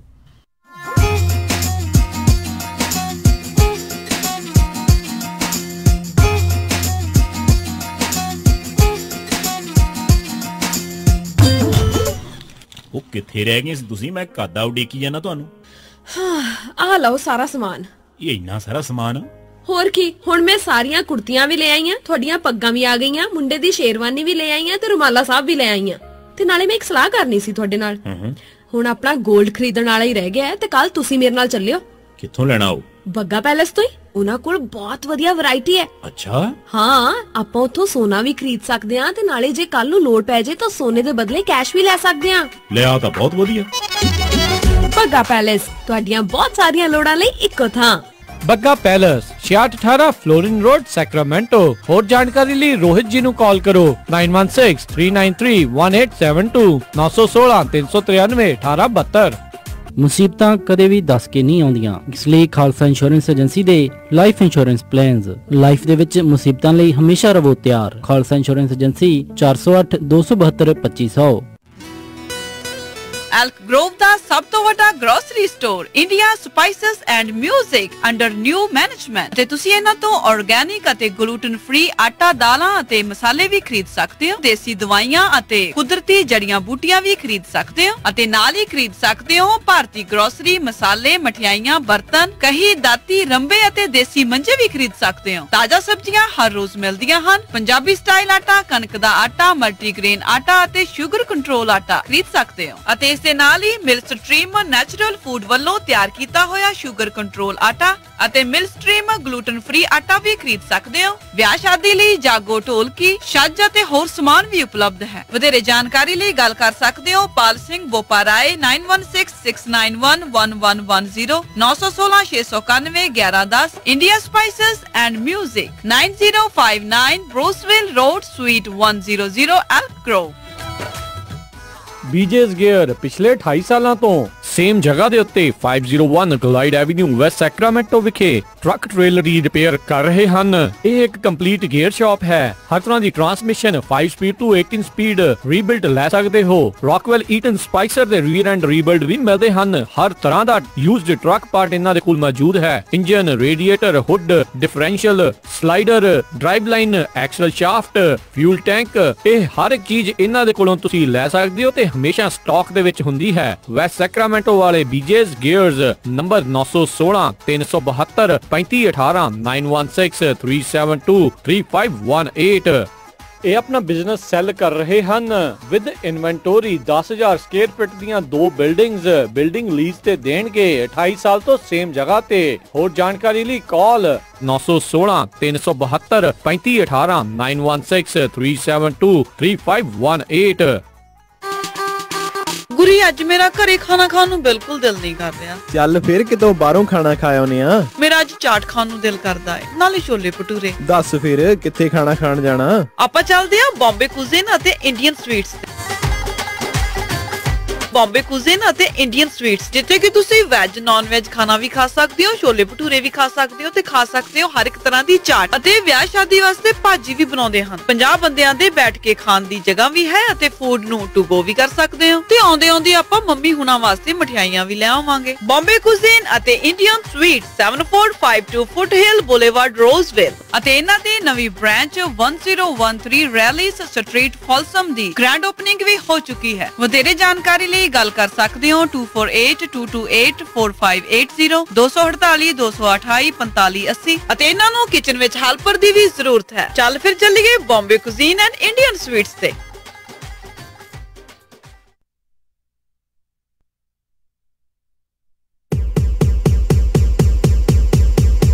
ਗੀਤ, ਗੱਲਾਂ ਤੇ ਮੁੱਦੇ ਉਹ ਤੁਸੀਂ ਪਸੰਦ ਕਰਦੇ ਹੋ ਜੋ ਸਿਰਫ ਤੇ ਸਿਰਫ ਪੰਜਾਬੀ ਰੇਡੀਓ USA ਤੇ।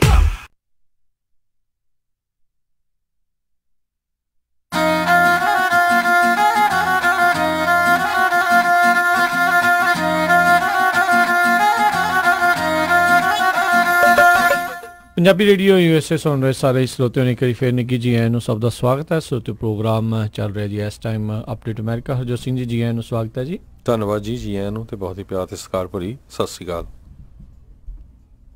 ਤੇ ਅਗਲੀ ਖਬਰ ਵੱਲ ਚਲੀਏ। ਆਪਣੇ ਗੁਆਂਢੀ ਮੁਲਕ ਕੈਨੇਡਾ ਤੋਂ ਆ ਰਹੀ ਹੈ। ਕੈਨੇਡਾ ਦੇ ਵਿੱਚ ਇੱਕ ਕਾਰਟੂਨਿਸਟ ਸੀਗਾ, ਉਸਨੇ ਜਿਹੜੀ ਆ ਇੱਕ ਕਾਰਟੂਨ ਬਣਾਇਆ। ਜਦੋਂ ਤੁਹਾਨੂੰ ਯਾਦ ਆਵੇ ਪਿਛਲੇ ਹਫ਼ਤੇ ਇੱਕ ਅਲਬਰਟੋ ਮਾਰਟੀਨਸ ਜਿਹੜਾ ਆ ਨਾਮ ਦਾ ਬੰਦਾ ਤੇ ਉਹਦੀ 23 ਸਾਲਾਂ ਦੀ ਬੱਚੀ ਜਿਹੜੀ ਆ, ਦੋਨਾਂ ਦੀ ਜਿਹੜੀ ਆ ਬਾਰਡਰ ਕ੍ਰਾਸ ਕਰਦਿਆਂ ਤੇ ਮੌਤ ਹੋ ਗਈ ਸੀ। 23 ਮਹੀਨੇ ਦੀ ਜੀ। 23 ਮਹੀਨੇ ਦੀ ਜੀ ਤੇ ਮੌਤ ਹੋ ਗਈ ਸੀ ਤੇ ਉਹਨਾਂ ਦੀ ਪਿਕਚਰ ਜਿਹੜੀ ਆ ਉਹ ਇੱਕ ਤਰ੍ਹਾਂ ਨਾਲ ਦਰਿਆ ਦੇ ਕੰਢੇ ਤੇ ਪਈ ਸੀ ਤੇ ਉਸ ਕਾਰਟੂਨਿਸਟ ਨੇ ਉੱਦਾਂ ਦੀ ਪਿਕਚਰ ਦੇ ਨਾਲ ਜਿਹੜਾ ਪ੍ਰੈਜ਼ੀਡੈਂਟ ਡੋਨਲਡ ਟਰੰਪ ਆ ਉਹਨਾਂ ਦਾ ਕਾਰਟੂਨ ਬਣਾਇਆ ਵੀ ਉਹ ਇੱਕ ਗੋਲਫ ਖੇਲਣ ਜਾ ਰਹੇ ਆ, ਗੋਲਫ ਦਾ ਉਹਨਾਂ ਦਾ ਇੱਕ ਕਾਰਟ ਬਣਾਇਆ ਤੇ ਉਹਦੇ ਤੇ ਲਿਖਿਆ ਵੀ ਮੈਨੂੰ ਰਸਤਾ ਦਿਓ ਗੋਲਫ ਖੇਲਣ ਦੇ ਲਈ।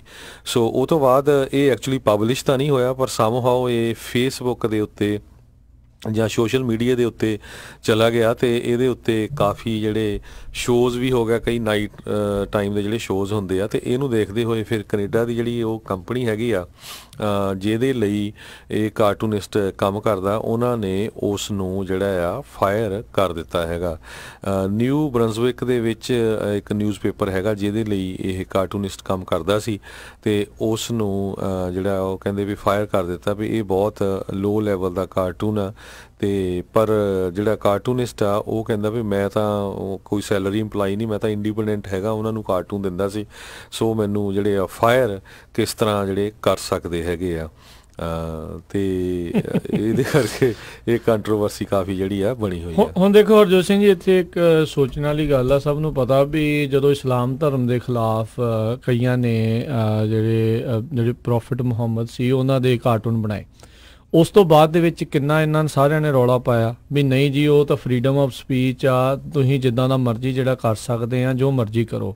ਤੇ ਫਿਰ ਅੱਜ ਇਹ ਕਿਉਂ ਇਹਦੇ ਖਿਲਾਫ ਜਿਹੜਾ ਕੋਈ ਕਿਉਂ ਨਹੀਂ, ਇਹਦੇ ਹੱਕ ਦੇ ਵਿੱਚ ਕਿਉਂ ਨਹੀਂ ਆ ਕੇ ਬੋਲ ਰਿਹਾ? ਚਲੋ ਠੀਕ ਆ, ਕਾਰਟੂਨ ਜੇ ਉਸ ਟਾਈਮ ਦੇ ਉੱਤੇ ਉਹ ਫਰੀडम ਆਫ ਸਪੀਚ ਉਹਨਾਂ ਨੂੰ ਲੱਗਦੀ ਸੀਗੀ ਵੀ ਹਾਂ ਜੇ ਪ੍ਰੋਫਿਟ ਮੁਹੰਮਦ ਦੇ ਖਿਲਾਫ ਉਹ ਕਾਰਟੂਨ ਬਣਾ ਕੇ ਤਾਂ ਉਹਨਾਂ ਦੀ ਫਰੀडम ਆਫ ਸਪੀਚ ਬਰਕਰਾਰ ਰਹਿੰਦੀ ਆ, ਤੇ ਅੱਜ ਡੋਨਲਡ ਟਰੰਪ ਦੇ ਖਿਲਾਫ ਜਿਹੜੀ ਫਰੀडम ਆਫ ਸਪੀਚ ਕਿਉਂ ਨਹੀਂ ਆ, ਉਹਦੇ ਲਈ ਕਿਉਂ ਨਹੀਂ ਕੋਈ ਬੋਲ ਰਿਹਾ? ਬਾਕੀ ਉਹਦੀ ਗੱਲ ਠੀਕ ਆ, ਕਹਿੰਦਾ ਵੀ ਭਾਈ ਮੈਨੂੰ ਪੈਸੇ ਤਾਂ ਤੁਸੀਂ ਦਿੰਦੇ ਨਹੀਂ ਸੀ, ਮੈਂ ਤਾਂ ਉੱਦਾਂ ਹੀ ਫਰੀਲਾਂਸਰ ਸੀਗਾ, ਤੁਹਾਨੂੰ ਜਿਹੜਾ ਘੱਲ ਦਿੰਦਾ ਸੀਗਾ, ਤੁਸੀਂ ਨਹੀਂ ਛਾਪਣੇ ਤਾਂ ਨਾ ਛਾਪੋ। ਪਰ ਇਹ ਆਈ ਥਿੰਕ ਸਾਰਿਆਂ ਨੂੰ ਆਪਣੀ ਪੀੜ੍ਹੀ ਥੱਲੇ ਸੋਟਾ ਮਾਰਨ ਦੀ ਜ਼ਰੂਰਤ ਹੈਗੀ ਆ। ਜੇ ਕੋਈ ਇੱਕ ਚੀਜ਼ ਦੇ ਉੱਤੇ ਰੱਖਦੇ ਹੋ ਤੁਸੀਂ ਸਟੈਂਡ ਲੈਂਦੇ ਹੋ, ਤੇ ਫਿਰ ਸਾਰਿਆਂ ਵਾਸਤੇ ਬਰਾਬਰ ਜਿਹੜਾ ਸਟੈਂਡ ਹੋਣਾ ਚਾਹੀਦਾ, ਤੇ ਜਾਂ ਫਿਰ ਇਹ ਪੱਕਾ ਹੀ ਸਟੈਂਡ ਰੱਖੋ ਵੀ ਨਹੀਂ ਜੀ ਜੇ ਇਹ ਤੁਹਾਡੇ ਲਈ ਗਲਤ ਆ ਤਾਂ ਫਿਰ ਉੱਦਾਂ ਦੀਆਂ ਚੀਜ਼ਾਂ ਵੀ ਜਿਹੜਾ ਕੋਈ ਧਾਰਮਿਕ ਵਾਲੇ ਹੈਗੇ ਉਹਨਾਂ ਦੇ ਖਿਲਾਫ ਵੀ ਜੇ ਕੋਈ ਇੱਦਾਂ ਦੀ ਬਣਾਉਂਦਾ ਹੈ ਉਸ ਨੂੰ ਵੀ ਉਹ ਗਲਤ ਆਖੋ। ਤੁਸੀਂ ਦੇਖੋ ਵੀ ਉਹ ਜਿਹੜੀ ਫਰਾਂਸ ਦੀ ਟੈਬਲੇਟ ਸੀ ਉੱਥੇ ਜਾ ਕੇ ਬਾਅਦ ਦੇ ਵਿੱਚ ਕਿੱਦਾਂ ਉੱਥੇ ਗੋਲੀਬਾਰੀ ਵੀ ਹੋਈ, ਕਈ ਲੋਕਾਂ ਦੀ ਉੱਥੇ ਜਿਹੜੀ ਆ ਉਹ ਮੌਤ ਵੀ ਹੋ ਗਈ ਸੀ ਉਸ ਟੈਬਲੇਟ ਵਾਲਿਆਂ ਦੀ, ਕਿਉਂਕਿ ਉਹ ਚੀਜ਼ ਉਸ ਨੂੰ ਪਸੰਦ ਨਹੀਂ ਕਰਦੇ ਸੀ। ਕੱਲ੍ਹ ਨੂੰ ਕੋਈ ਹੁਣ ਇਸ ਨੂੰ ਕੋਈ ਆ ਕੇ ਮਾਰੂਗਾ ਤਾਂ ਫਿਰ ਕੀ ਉਹ ਗੱਲ ਠੀਕ ਨਹੀਂ ਰਹੂਗੀ? ਸੋ ਸਟੈਂਡ ਜਿਹੜਾ ਆ ਉਹ ਦੋਨੋਂ ਪਾਸੇ ਦਾ ਬਰਕਰਾਰ ਬਰਾਬਰ ਜਿਹੜਾ ਉਹ ਰੱਖਣਾ ਚਾਹੀਦਾ ਆ ਜੀ। ਅਗਲੀ ਖਬਰ ਜਿਹੜੀ ਆ ਉਹ ਟੈਕਸਸ ਤੋਂ ਆ ਰਹੀ ਹੈ। ਟੈਕਸਸ ਦੇ ਵਿੱਚ ਇੱਕ ਕਹਿੰਦੇ ਛੋਟਾ ਜਹਾਜ਼ ਜਿਹੜਾ ਆ ਐਡੀਸਨ ਤੋਂ ਸੇਂਟ ਪੀਟਰਸਬਰਗ ਫਲੋਰੀਡਾ ਦੇ ਵਿੱਚ ਜਾ ਰਿਹਾ ਸੀ, ਤੇ ਥੋੜੇ ਟਾਈਮ ਤੇ ਬਾਅਦ ਹੀ ਜਦੋਂ ਉਸਨੇ ਟੇਕ ਆਫ ਲਿਆ ਤੇ ਉਹ ਜਾ ਕੇ ਕ੍ਰੈਸ਼ ਹੋ ਗਿਆ। ਡੈਲਸ ਕਾਉਂਟੀ ਮੈਡੀਕਲ ਐਗਜ਼ਾਮੀਨਰ ਨੇ ਕਨਫਰਮ ਕੀਤਾ ਆ ਵੀ 10 ਲੋਕਾਂ ਦੀ ਜਿਹੜੀ ਆ ਮੌਤ ਹੋ ਗਈ ਹੈਗੀ ਆ। ਸੋ ਇਹ ਛੋਟਾ ਪਲੇਨ ਸੀਗਾ ਜਿਹੜਾ ਚੱਲਿਆ ਤੇ ਥੋੜੇ ਟਾਈਮ ਬਾਅਦ ਹੀ ਜਿਹੜਾ ਆ ਇੱਕ ਬਿਲਡਿੰਗ ਦੇ ਵਿੱਚ ਜਾ ਕੇ ਉਹ ਕ੍ਰੈਸ਼ ਹੋ ਗਿਆ ਤੇ 10 ਜਣਿਆਂ ਦੀ ਜਿਹੜੀ ਆ ਉਹ ਮੌਤ ਹੋ ਗਈ ਹੈਗੀ ਜੀ। ਅਗਲੀ ਜਿਹੜੀ ਹਰਜੋਤ ਸਿੰਘ ਜੀ, ਕਾਬੁਲ ਅਫਗਾਨਿਸਤਾਨ ਤੋਂ ਖਬਰ ਆ ਰਹੀ ਹੈ। ਉੱਥੇ ਦੀ ਅਫਗਾਨਿਸਤਾਨ ਦੀ ਇਸ ਕੈਪੀਟਲ ਦੇ ਵਿੱਚ ਇੱਕ ਵੱਡਾ ਜਿਹੜਾ ਆ ਉਹ ਬੰਬ ਬਲਾਸਟ ਜਿਹੜਾ ਹੋਇਆ ਆ, ਜਿਸ ਕਰਕੇ ਪੂਰੇ ਜਿਹੜੇ ਮੁਲਕ ਦੇ ਵਿੱਚ ਉੱਥੇ ਜਿਹੜੀ ਤਰਥੱਲੀ ਮਚ ਗਈ ਆ। 65 ਜਿਹੜੇ ਲੋਕ ਉਸ ਦੇ ਵਿੱਚ ਫੱਟੜ ਹੋਏ ਦੱਸਦੇ ਨੇ, ਜਿਨ੍ਹਾਂ ਦੇ ਵਿੱਚੋਂ 9 ਬੱਚੇ ਵੀ ਜਿਹੜੇ ਫੱਟੜ ਹੋਏ ਨੇ, ਜਿਨ੍ਹਾਂ ਦੇ ਉੱਤੇ ਜਿਹੜੇ ਉਸ ਬਲਾਸਟ ਦੇ ਕਰਕੇ ਟੁੱਟੇ ਕੱਚ ਦੇ ਜਿਹੜੇ ਜ਼ਖਮ ਉਹਨਾਂ ਨੂੰ ਪਏ ਨੇ। ਤਾਲਿਬਾਨ ਨੇ ਇਸ ਹਮਲੇ ਦੀ ਜਿਹੜੀ ਆ ਉਹ ਕਬੂਲੀ ਆ ਵੀ ਅਸੀਂ ਇਹ ਹਮਲਾ ਕੀਤਾ ਆ, ਤੇ ਤਾਲਿਬਾਨ ਦੇ ਜਿਹੜੇ ਇਨਸਰਜੈਂਟ ਆ ਉਹ ਲਗਾਤਾਰ ਦੇਖੋ ਉਹ ਉੱਥੇ ਆਪਣਾ ਕਬਜ਼ਾ ਹੈ ਉਹ ਵਧਾ ਰਹੇ ਆ। ਤੇ ਆਪਾਂ ਹੁਣ ਦੇਖਿਆ ਹੀ ਆ ਇਸ ਤਾਲਿਬਾਨ ਨੂੰ ਖਦੇੜਨ ਦੇ ਲਈ ਅਮਰੀਕਾ ਨੇ ਤਕਰੀਬਨ 2 ਦਹਾਕੇ ਹੋ ਗਏ ਆ ਉੱਥੇ ਜਿਹੜੀ ਜੰਗ ਲੜਦਿਆਂ ਨੂੰ, ਤੇ ਹੁਣ ਇਨ ਦੀ ਐਂਡ ਜਾਂਦੇ ਜਾਂਦੇ ਜਿਹੜੀ ਕਾਬੁਲ ਦੀ ਅਫਗਾਨਿਸਤਾਨ ਦੀ ਗਵਰਨਮੈਂਟ ਦੀ ਬਜਾਏ ਉਹਨਾਂ ਦੀ ਤਾਲਿਬਾਨ ਦੇ ਨਾਲ ਅਮਰੀਕਾ ਵਾਲੇ ਗੱਲਬਾਤ ਕਰ ਰਹੇ ਆ, ਕਿਉਂਕਿ ਉੱਥੋਂ ਬਾਹਰ ਨਿਕਲਣਾ ਚਾਹੁੰਦੇ ਨੇ ਵੀ ਸਾਡਾ ਬਹੁਤ ਮਨੀ ਤੇ ਸਾਡੇ ਬਹੁਤ ਜਿਹੜੇ ਫੌਜੀ ਆ ਉੱਥੇ ਜਿਹੜੇ ਆ ਉਹ ਮਰ ਚੁੱਕੇ ਨੇ ਤੇ ਅਸੀਂ ਇੱਥੋਂ ਬਾਹਰ ਨਿਕਲੀਏ। ਤੇ ਹੁਣ ਉਹ ਤਾਲਿਬਾਨ ਦੇ ਨਾਲ ਹੀ ਗੱਲਬਾਤ ਕਰਕੇ ਕਰਨ ਦੀ ਕੋਸ਼ਿਸ਼ਾਂ ਕਰ ਰਹੇ ਆ ਵੀ ਕੁਛ ਹਿੱਸਾ ਜਾਂ ਵੀ ਤਾਲਿਬਾਨ ਦੇ ਹਵਾਲੇ ਕਰ ਦੇਣਗੇ ਉਹਨਾਂ ਨੂੰ ਰਹਿਣ ਦੇਣਗੇ ਵੀ ਤੁਸੀਂ ਇੱਥੇ ਕਾਬਜ਼ ਰਹੋ, ਤੇ ਕੁਛ ਹਿੱਸਾ ਜਿਹੜੀ ਉੱਥੇ ਇਹਨਾਂ ਦੇ ਸੋ ਕਾਲਡ ਜਿਹੜੀ ਡੈਮੋਕ੍ਰੈਟਿਕ ਗਵਰਨਮੈਂਟ ਹੈਗੀ ਆ, ਡੈਮੋਕ੍ਰੇਸੀ ਦੇ ਨਾਲ ਆਈ ਹੋਈ ਆ, ਵੀ ਕੁਛ ਹਿੱਸਾ ਉਹਨਾਂ ਨੂੰ ਦੇਣ ਦੀ ਕੋਸ਼ਿਸ਼ ਕਰ ਰਹੇ ਆ। ਹੁਣ ਦੇਖੋ ਹਰਜੋਤ ਸਿੰਘ ਜੀ, ਇਹ ਫਿਰ ਲੜਾਕੇ ਫਿਰ ਉੱਥੇ ਤੱਕ ਪਹੁੰਚ ਹੀ ਗਏ, ਚਾਹੇ ਇੰਨੇ ਸਾਲ ਲੜਦੇ ਰਹੇ ਆ, ਤੇ ਹੁਣ ਟੇਬਲ ਦੇ ਉੱਤੇ ਇਨ ਦੀ ਐਂਡ ਅਮਰੀਕਾ ਦੇ ਜਰਨਲਾਂ ਦੇ ਨਾਲ ਤੇ ਬਾਕੀ ਨੇਟੋ ਦੇ ਜਰਨਲਾਂ ਦੇ ਨਾਲ ਬੈਠੇ ਤਾਂ ਉਹੀ ਗੱਲਾਂ ਬਾਤਾਂ ਜਿਹੜੀਆਂ ਉਹ ਕਰ ਰਹੇ ਆ। ਸੋ ਇਹ ਕੁਛ ਜਿਹੜਾ ਹੁਣ ਉੱਥੇ ਹੋ ਰਿਹਾ ਹੈਗਾ ਜੀ। ਅਗਲੀ ਖਬਰ ਵੱਲ ਚੱਲੀਏ, ਜਿਹੜੀ ਸੂਡਾਨ ਤੋਂ ਆ ਰਹੀ ਆ। ਸੂਡਾਨ ਦੇ ਵਿੱਚ ਮਿਲੀਅਨਸ ਮਾਰਚ ਇੱਕ ਹੋ ਰਿਹਾ, ਜਿਹਦੇ ਵਿੱਚ ਜਿਹੜੇ ਸੂਡਾਨ ਦੇ ਲੋਕ ਆ ਉਹ ਕਹਿੰਦੇ ਆ ਵੀ ਉੱਥੇ ਜਿਹੜੀ ਆ ਸਿਵਲ ਜਿਹੜੀ ਆ ਪਾਰਲੀਮੈਂਟ ਉਹ ਲਾਈ ਜਾਵੇ, ਕਿਉਂਕਿ ਇਸ ਟਾਈਮ ਦੇ ਉੱਤੇ ਸੂਡਾਨ ਦੇ ਵਿੱਚ ਜਿਹੜਾ ਆ ਮਿਲਟਰੀ ਰੂਲ ਚੱਲ ਰਿਹਾ ਹੈਗਾ, ਤੇ ਜਿਹੜੇ ਲੋਕ ਆ ਉਹ ਸਿਵਲੀਅਨ ਲੈਡ ਐਡਮਿਨਿਸਟ੍ਰੇਸ਼ਨ ਦੀ ਮੰਗ ਕਰ ਰਹੇ ਹੈਗੇ ਆ। 180 ਤੋਂ ਵੱਧ ਲੋਕ ਜਿਹੜੇ ਆ ਇੰਜਰਡ ਹੋ ਗਏ ਆ, ਤੇ 7 ਲੋਕਾਂ ਦੀ ਜਿਹੜੀ ਆ ਉੱਥੇ ਮੌਤ ਵੀ ਹੋ ਚੁੱਕੀ ਹੈਗੀ ਆ, ਤੇ ਲੱਖਾਂ ਦੀ ਗਿਣਤੀ ਦੇ ਵਿੱਚ ਜਿਹੜੇ ਆ ਪ੍ਰੋਟੈਸਟ ਇਹ ਹੋ ਰਹੇ ਹੈਗੇ ਆ। ਖਾਰਤਮ ਨਾਮ ਦਾ ਜਿਹੜਾ ਟਾਊਨ, ਉੱਥੇ ਜਿਹੜੇ ਪ੍ਰੋਟੈਸਟ ਹੋ ਰਹੇ ਆ ਜੀ। ਅਗਲੀ ਜਿਹੜੀ ਹਰਜੋਤ ਸਿੰਘ ਜੀ ਆਪਾਂ ਖਬਰ ਕਰਦੇ ਹਾਂ, ਬੀਤੇ ਵੀਕਐਂਡ ਦੇ ਉੱਤੇ G20 ਦੀ ਜਿਹੜੀ ਸਮਿਟ ਆ ਉਹ ਹੋਈ ਸੀ। ਸਭ ਨੂੰ ਪਤਾ ਆ ਵੀ ਉੱਥੇ ਜਾਪਾਨ ਦੇ ਵਿੱਚ, ਤੇ ਉੱਥੇ ਜਿਹੜੇ ਰਾਸ਼ਟਰਪਤੀ ਟਰੰਪ ਦੀ ਜਿਹੜੀ ਇੱਕ ਅਹਿਮ ਮੁਲਾਕਾਤ ਚਾਈਨਾ ਦੇ ਜਿਹੜੇ ਉਹਨਾਂ ਦੇ ਹੈਗੇ ਨੇ ਪ੍ਰੈਜ਼ੀਡੈਂਟ ਜੀ ਜਿਨਪਿੰਗ, ਉਹਨਾਂ ਦੇ ਨਾਲ ਉਹ ਹੋਣੀ ਸੀਗੀ। ਉੱਥੇ ਮੁਲਾਕਾਤ ਤੋਂ ਬਾਅਦ ਦੇ ਵਿੱਚ ਦੋਨਾਂ ਹੀ ਮੁਲਕਾਂ ਵਾਲਿਆਂ ਨੇ, ਦੋਨਾਂ ਹੀ ਲੀਡਰਾਂ ਨੇ ਆਖਿਆ ਆ ਵੀ ਸੀਜ਼ ਫਾਇਰ ਜਿਹੜੀ ਅਸੀਂ ਟ੍ਰੇਡ ਸੀਜ਼ ਫਾਇਰ ਜਿਹੜੀ ਉਹ ਕਰਨ ਜਾ ਰਹੇ ਆ, ਇੱਕ ਦੂਜੇ ਦੇ ਉੱਤੇ ਜਾਣੀ ਕਿ ਟੈਰਿਫਸ ਆ ਉਹ ਨਹੀਂ ਵਧਣਗੇ। ਤੁਸੀਂ ਦੇਖੋ ਹਰਜੋਤ ਸਿੰਘ ਜੀ, ਜਦੋਂ ਵੀ ਇਹ ਦੋਨੋਂ ਮੁਲਾਕਾਤ ਕਰਦੇ ਨੇ ਉਦੋਂ ਇਹ ਗੱਲ ਕਰਕੇ ਆ ਜਾਂਦੇ ਨੇ ਵੀ ਅਸੀਂ ਕੁਛ ਚਿਰ ਦੇ ਲਈ ਸੀਜ਼ ਫਾਇਰ ਕਰਦੇ ਹਾਂ, ਫਿਰ ਰੌਲਾ ਰੱਪਾ ਪੈ ਜਾਂਦਾ ਉਸ ਤੋਂ ਕੁਛ ਮਹੀਨਿਆਂ ਦੇ ਬਾਅਦ ਦੇ ਵਿੱਚ, ਤੇ ਫਿਰ ਇਦਾਂ ਦੀ ਸਿਚੁਏਸ਼ਨ ਜਿਹੜੀ ਉਹ ਬਣ ਜਾਂਦੀ ਆ। ਪਰ ਇੱਕ ਚੀਜ਼ ਜਿਹੜੀ ਇਹ ਦੇਖੀ ਗਈ ਹੈ ਵੀ ਇਸ ਵਾਰ ਇਹਨਾਂ ਦੋਨਾਂ ਦੀ ਜਿਹੜੀ ਟਰੂਸ ਤੋਂ ਬਾਅਦ ਦੇ ਵਿੱਚ ਸਟਾਕ ਮਾਰਕੀਟ ਦੇ ਵਿੱਚ ਚੰਗੀਆਂ ਛਾਲਾਂ ਵੱਜੀਆਂ। ਕਈਆਂ ਦੇ ਸਟਾਕ ਜਿਹੜੇ ਆ ਉਹ 100% ਤੱਕ ਵੀ ਜਿਹੜੇ ਉਹ ਵੱਧ ਗਏ, ਤੇ ਨਾਲ ਹੀ ਜਿਹੜੀ ਕੁਛ ਅਮਰੀਕਾ ਦੀਆਂ ਕੰਪਨੀਆਂ, ਕੁਛ ਚਾਈਨਾ ਦੀਆਂ ਕੰਪਨੀਆਂ, ਇਹਨਾਂ ਨੇ ਚੰਗਾ ਮੁਨਾਫਾ ਜਿਹੜਾ ਆ ਇਸ ਟ੍ਰੇਡ ਸੀਜ਼ ਫਾਇਰ ਦੇ ਕਰਕੇ ਖੱਟਿਆ ਹੈਗਾ ਆ ਜੀ। ਅਗਲੀ ਖਬਰ ਜਿਹੜੀ ਸੈਨੋਜ਼ੇ ਤੋਂ ਆ ਰਹੀ ਆ। ਸੈਨੋਜ਼ੇ ਦੇ ਵਿੱਚ ਇੱਕ ਕਹਿੰਦੇ ਵੀ 170 ਸਾਲ ਪੁਰਾਣਾ ਜਿਹੜਾ ਪ੍ਰੈਸਬਿਟਰੀਅਨ ਚਰਚ ਹੈਗਾ ਆ ਉਹ ਕਲੋਜ਼ ਹੋਣ ਜਾ ਰਿਹਾ ਹੈਗਾ। ਇਹ ਡਾਊਨਟਾਊਨ ਦੇ ਵਿੱਚ ਸੀਗਾ, 170 ਸਾਲਾਂ ਤੋਂ ਇਹ ਚਰਚ ਚੱਲ ਰਿਹਾ ਸੀ, ਤੇ ਉਹ ਕਹਿੰਦੇ ਆ ਵੀ ਹੁਣ ਸਾਡੀ ਜਿਹੜੀ ਆ ਮੈਂਬਰਸ਼ਿਪ ਬਹੁਤ ਘਟ ਰਹੀ ਹੈਗੀ ਆ ਪਿਛਲੇ 20 ਸਾਲਾਂ ਦੇ ਵਿੱਚ, ਤੇ ਬਹੁਤ ਸਾਰੇ ਜਿਹੜੇ ਸਾਡੇ ਮੈਂਬਰ ਆ ਉਹ 80 ਸਾਲਾਂ ਤੋਂ ਉੱਪਰ ਏਜ ਦੇ ਆ, ਤੇ ਉਹ ਚਰਚ ਦੇ ਵਿੱਚ ਘੱਟ ਆਉਂਦੇ ਹੈਗੇ ਆ। ਸੋ ਇਸ ਕਰਕੇ ਉਹ ਜਿਹੜਾ ਚਰਚ ਆ ਉਹ ਬੰਦ ਕਰਨ ਜਾ ਰਹੇ ਹੈਗੇ ਆ ਜੀ। ਤੇ ਹਰਜੋਤ ਸਿੰਘ ਜੀ ਆਪਣੇ ਨਾਲ ਹੁਣ ਜਕਾਰਾ ਮੂਵਮੈਂਟ ਤੋਂ ਇਸ ਟਾਈਮ ਜੁੜ ਚੁੱਕੇ ਨੇ ਬੇ ਏਰੀਆ ਦੇ ਜਿਹੜੇ ਉਹਨਾਂ ਦੇ ਕੋਆਰਡੀਨੇਟਰ ਹੈਗੇ ਨੇ ਰਾਗਿਨੀ ਸਿੰਘ, ਤੇ ਨਾਲ ਦੇ ਨਾਲ ਜਿਹੜੇ ਆਪਣੇ ਨਾਲ ਜੁੜ ਚੁੱਕੇ ਨੇ ਜਿਹੜੇ ਸੈਕਰਾਮੈਂਟੋ ਯੂਨੀਵਰਸਿਟੀ ਦੇ ਜਿਹੜੇ ਕੋਆਰਡੀਨੇਟਰ ਹਰਜੀਤ ਸਿੰਘ। ਸੋ ਦੋਨਾਂ ਨੂੰ ਜੀ ਆਇਆਂ ਨੂੰ ਆਖਦੇ ਹਾਂ। ਰਾਗਨੀ ਜੀ, ਹਰਜੀਤ ਜੀ, ਜੀ ਆਇਆਂ ਨੂੰ ਸਵਾਗਤ ਹੈ। ਵਾਹਿਗੁਰੂ ਜੀ ਕਾ ਖਾਲਸਾ, ਵਾਹਿਗੁਰੂ ਜੀ ਕੀ ਫਤਿਹ। ਸੋ ਅੱਜ ਜਿਹੜੇ ਜਕਾਰਾ ਮੂਵਮੈਂਟ ਵਾਲੇ ਆਪਣੇ ਨਾਲ ਜਿਹੜੀ ਹਰਜੋਤ ਸਿੰਘ ਜੀ ਗੱਲਬਾਤ ਜਿਹੜੀ ਵਿਸ਼ੇਸ਼ ਤੌਰ ਦੇ ਉੱਤੇ ਜਿਹੜੀ ਕਰਨਗੇ ਵੀ ਜਿਹੜੇ ਮੁੰਡਿਆਂ ਦੇ ਤੇ ਕੁੜੀਆਂ ਦਾ ਜਿਹੜਾ ਆਉਣ ਵਾਲਾ ਜਿਹੜਾ ਕੈਂਪ ਹੈਗੇ ਉਹ ਲੱਗਣ ਜਾ ਰਹੇ ਆ, ਸਮਰ ਕੈਂਪਸ। ਸੋ ਉਸ ਦੇ ਬਾਰੇ ਸੋ ਕੀ ਜਿਹੜੀ ਅਪਡੇਟਸ ਹੈਗੀ ਆ, ਕਦੋਂ ਸ਼ੁਰੂ ਹੋਣ ਜਾ ਰਿਹਾ ਆ, ਕਿੱਦਾਂ ਰਜਿਸਟਰ ਕਰ ਸਕਦੇ ਆ, ਸੋ ਉਸ ਦੇ ਬਾਰੇ ਜਾਣਕਾਰੀ ਦੇਣਗੇ ਜੀ ਹਰਜੀਤ ਤੇ ਰਾਗਨੀ। ਹਾਂਜੀ, ਬਹੁਤ ਧੰਨਵਾਦ ਪੂਰੀ ਪੰਜਾਬੀ ਰੇਡੀਓ ਯੂਐਸਏ ਟੀਮ ਦਾ।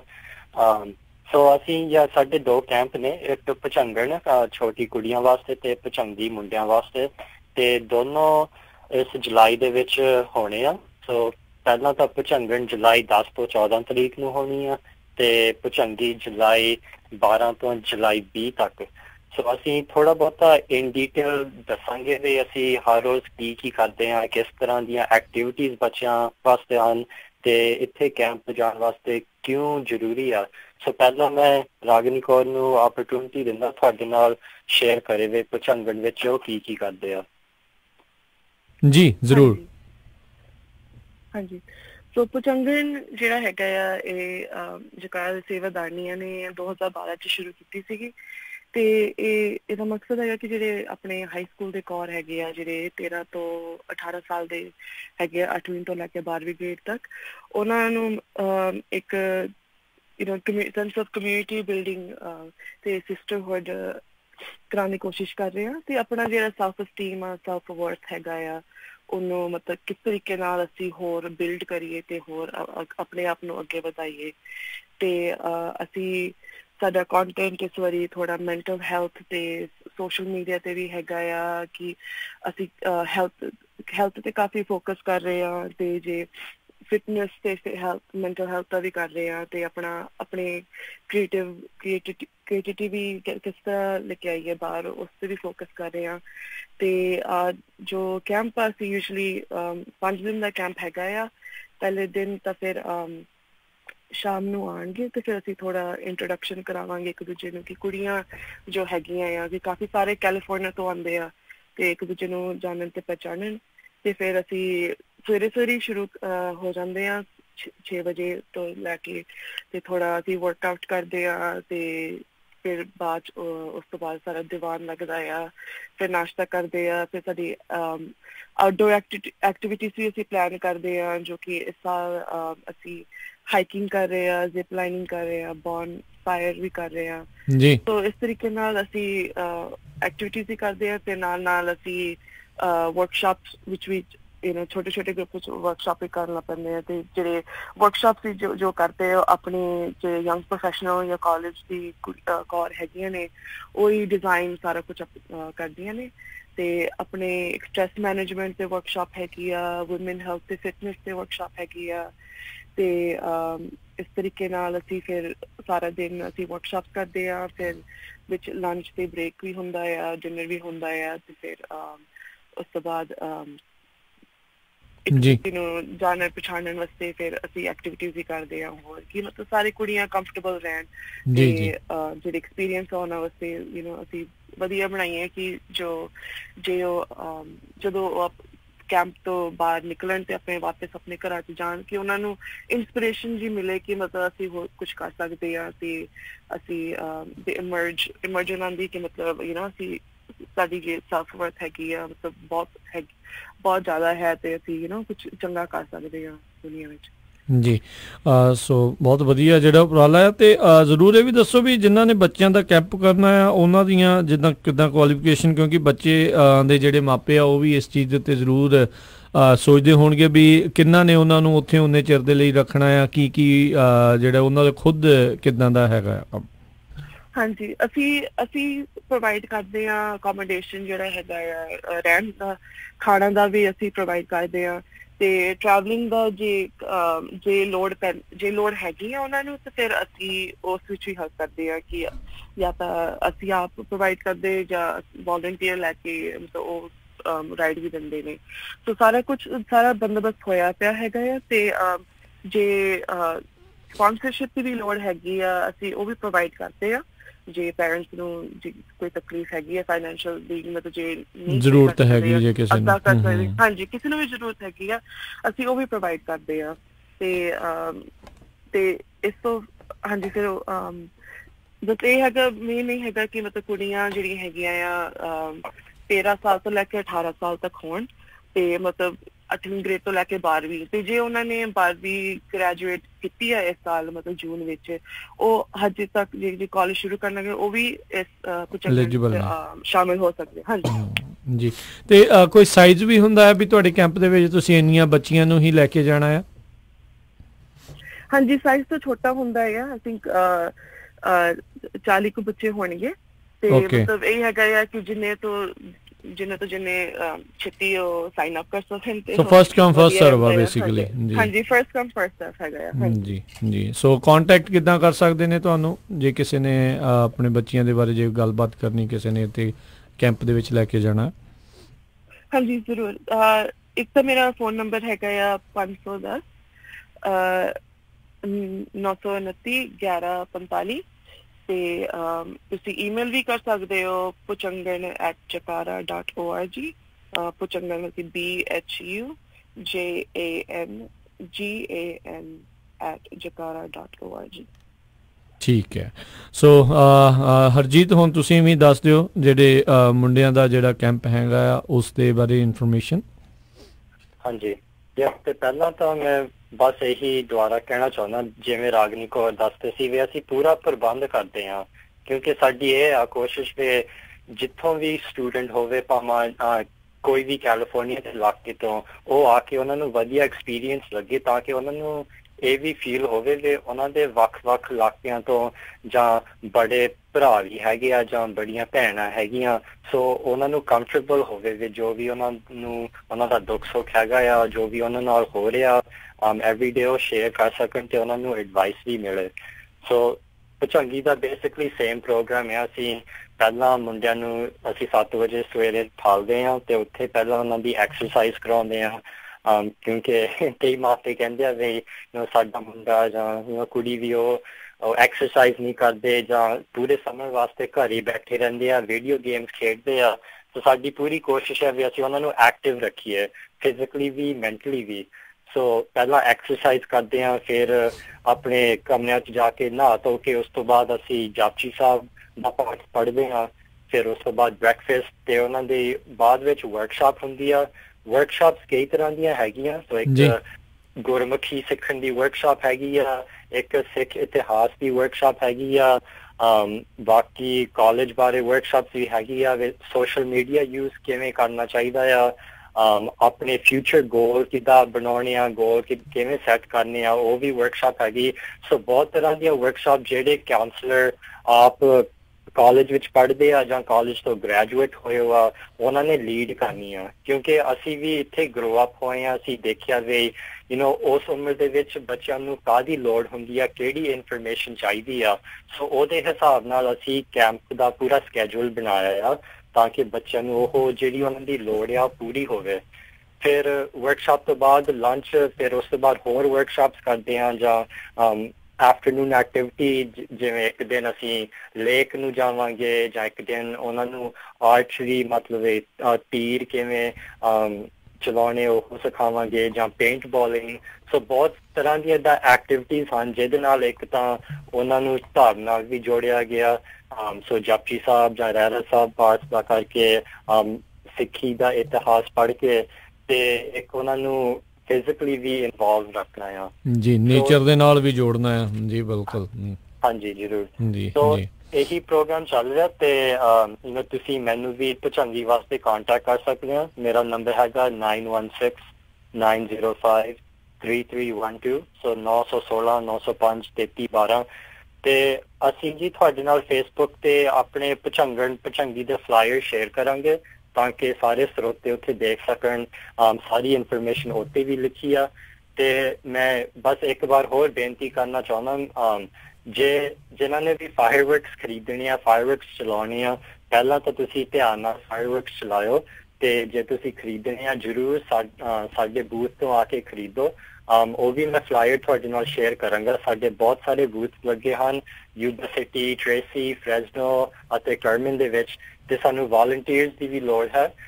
ਸੋ ਕੋਈ ਵੀ ਸਾਨੂੰ ਕੰਟੈਕਟ ਕਰ ਸਕਦੇ ਆ, ਤੁਸੀਂ ਵਾਲੰਟੀਅਰ ਵੀ ਕਰ ਸਕਦੇ ਆ ਉਸ ਬੂਥ ਦੇ ਉੱਤੇ। ਧੰਨਵਾਦ ਜੀ। ਸੋ ਜਕਾਰੇ ਵਾਲਿਆਂ ਦਾ ਰਾਜਕਨਵੀਰ ਸਿੰਘ ਜੀ, ਇੱਕ ਇਹਨਾਂ ਨੂੰ ਵਧਾਈਆਂ ਵੀ ਦੇਣੀਆਂ ਆਪਾਂ। ਇਹਨਾਂ ਦੇ ਜਿਹੜੇ ਸਟਾਫ ਮੈਂਬਰ ਆ ਉਹਨਾਂ ਨੂੰ ਅੰਡਰ 40 ਦੇ ਜਿਹੜੇ ਹੈਗੇ 20 ਅੰਡਰ 40 ਬੇਕਰਸਫੀਲਡ ਦੇ ਵਿੱਚ ਉਹਨਾਂ ਨੂੰ ਚੁਣਿਆ ਗਿਆ। ਮਨਪ੍ਰੀਤ ਕੌਰ ਜਿਹੜੀ ਹੈਗੀ ਬੇਕਰਸਫੀਲਡ ਇਲਾਕੇ, ਰਾਗਦੀ ਨੂੰ ਤਾਂ ਹਰਜੀਤ ਨੂੰ।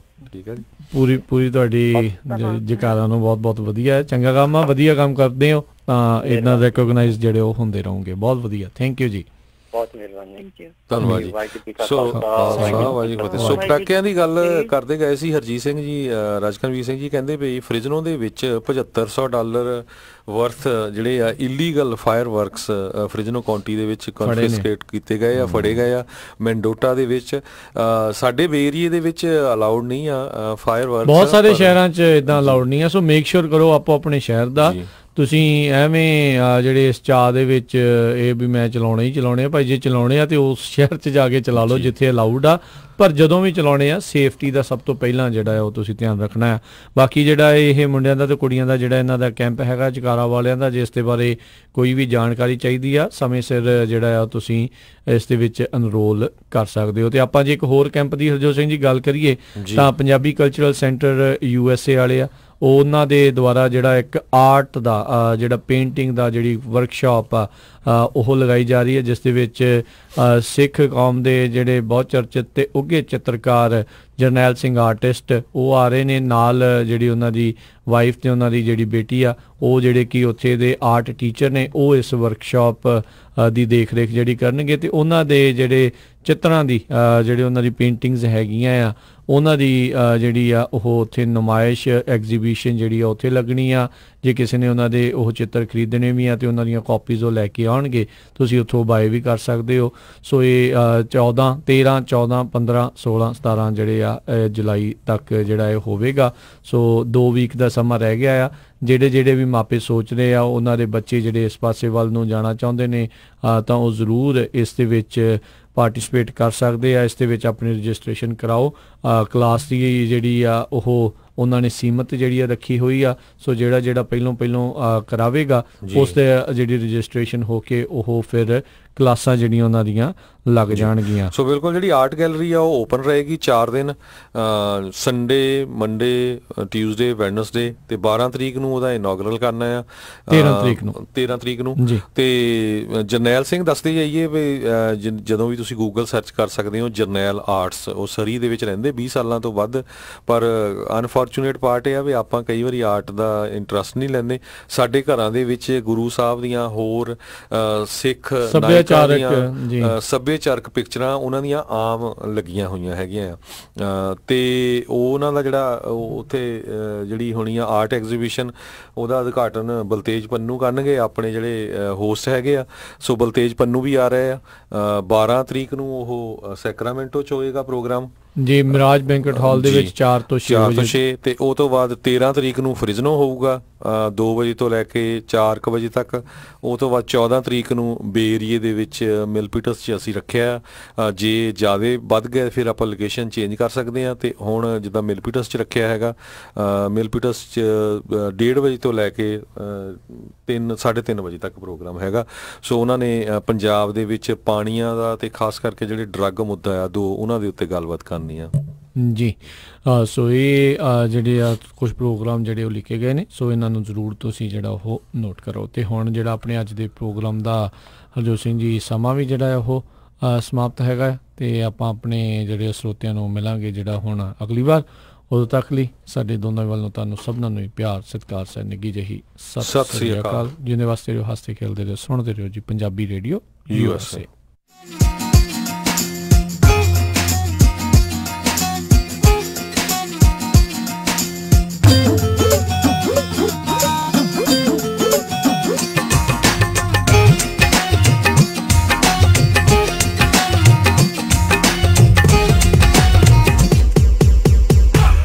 ਗੱਲਾਂ ਤੇ ਮੁੱਦੇ ਉਹ ਤੁਸੀਂ ਪਸੰਦ ਕਰਦੇ ਹੋ ਜੋ ਸਿਰਫ ਤੇ ਸਿਰਫ ਪੰਜਾਬੀ ਰੇਡੀਓ USA ਤੇ।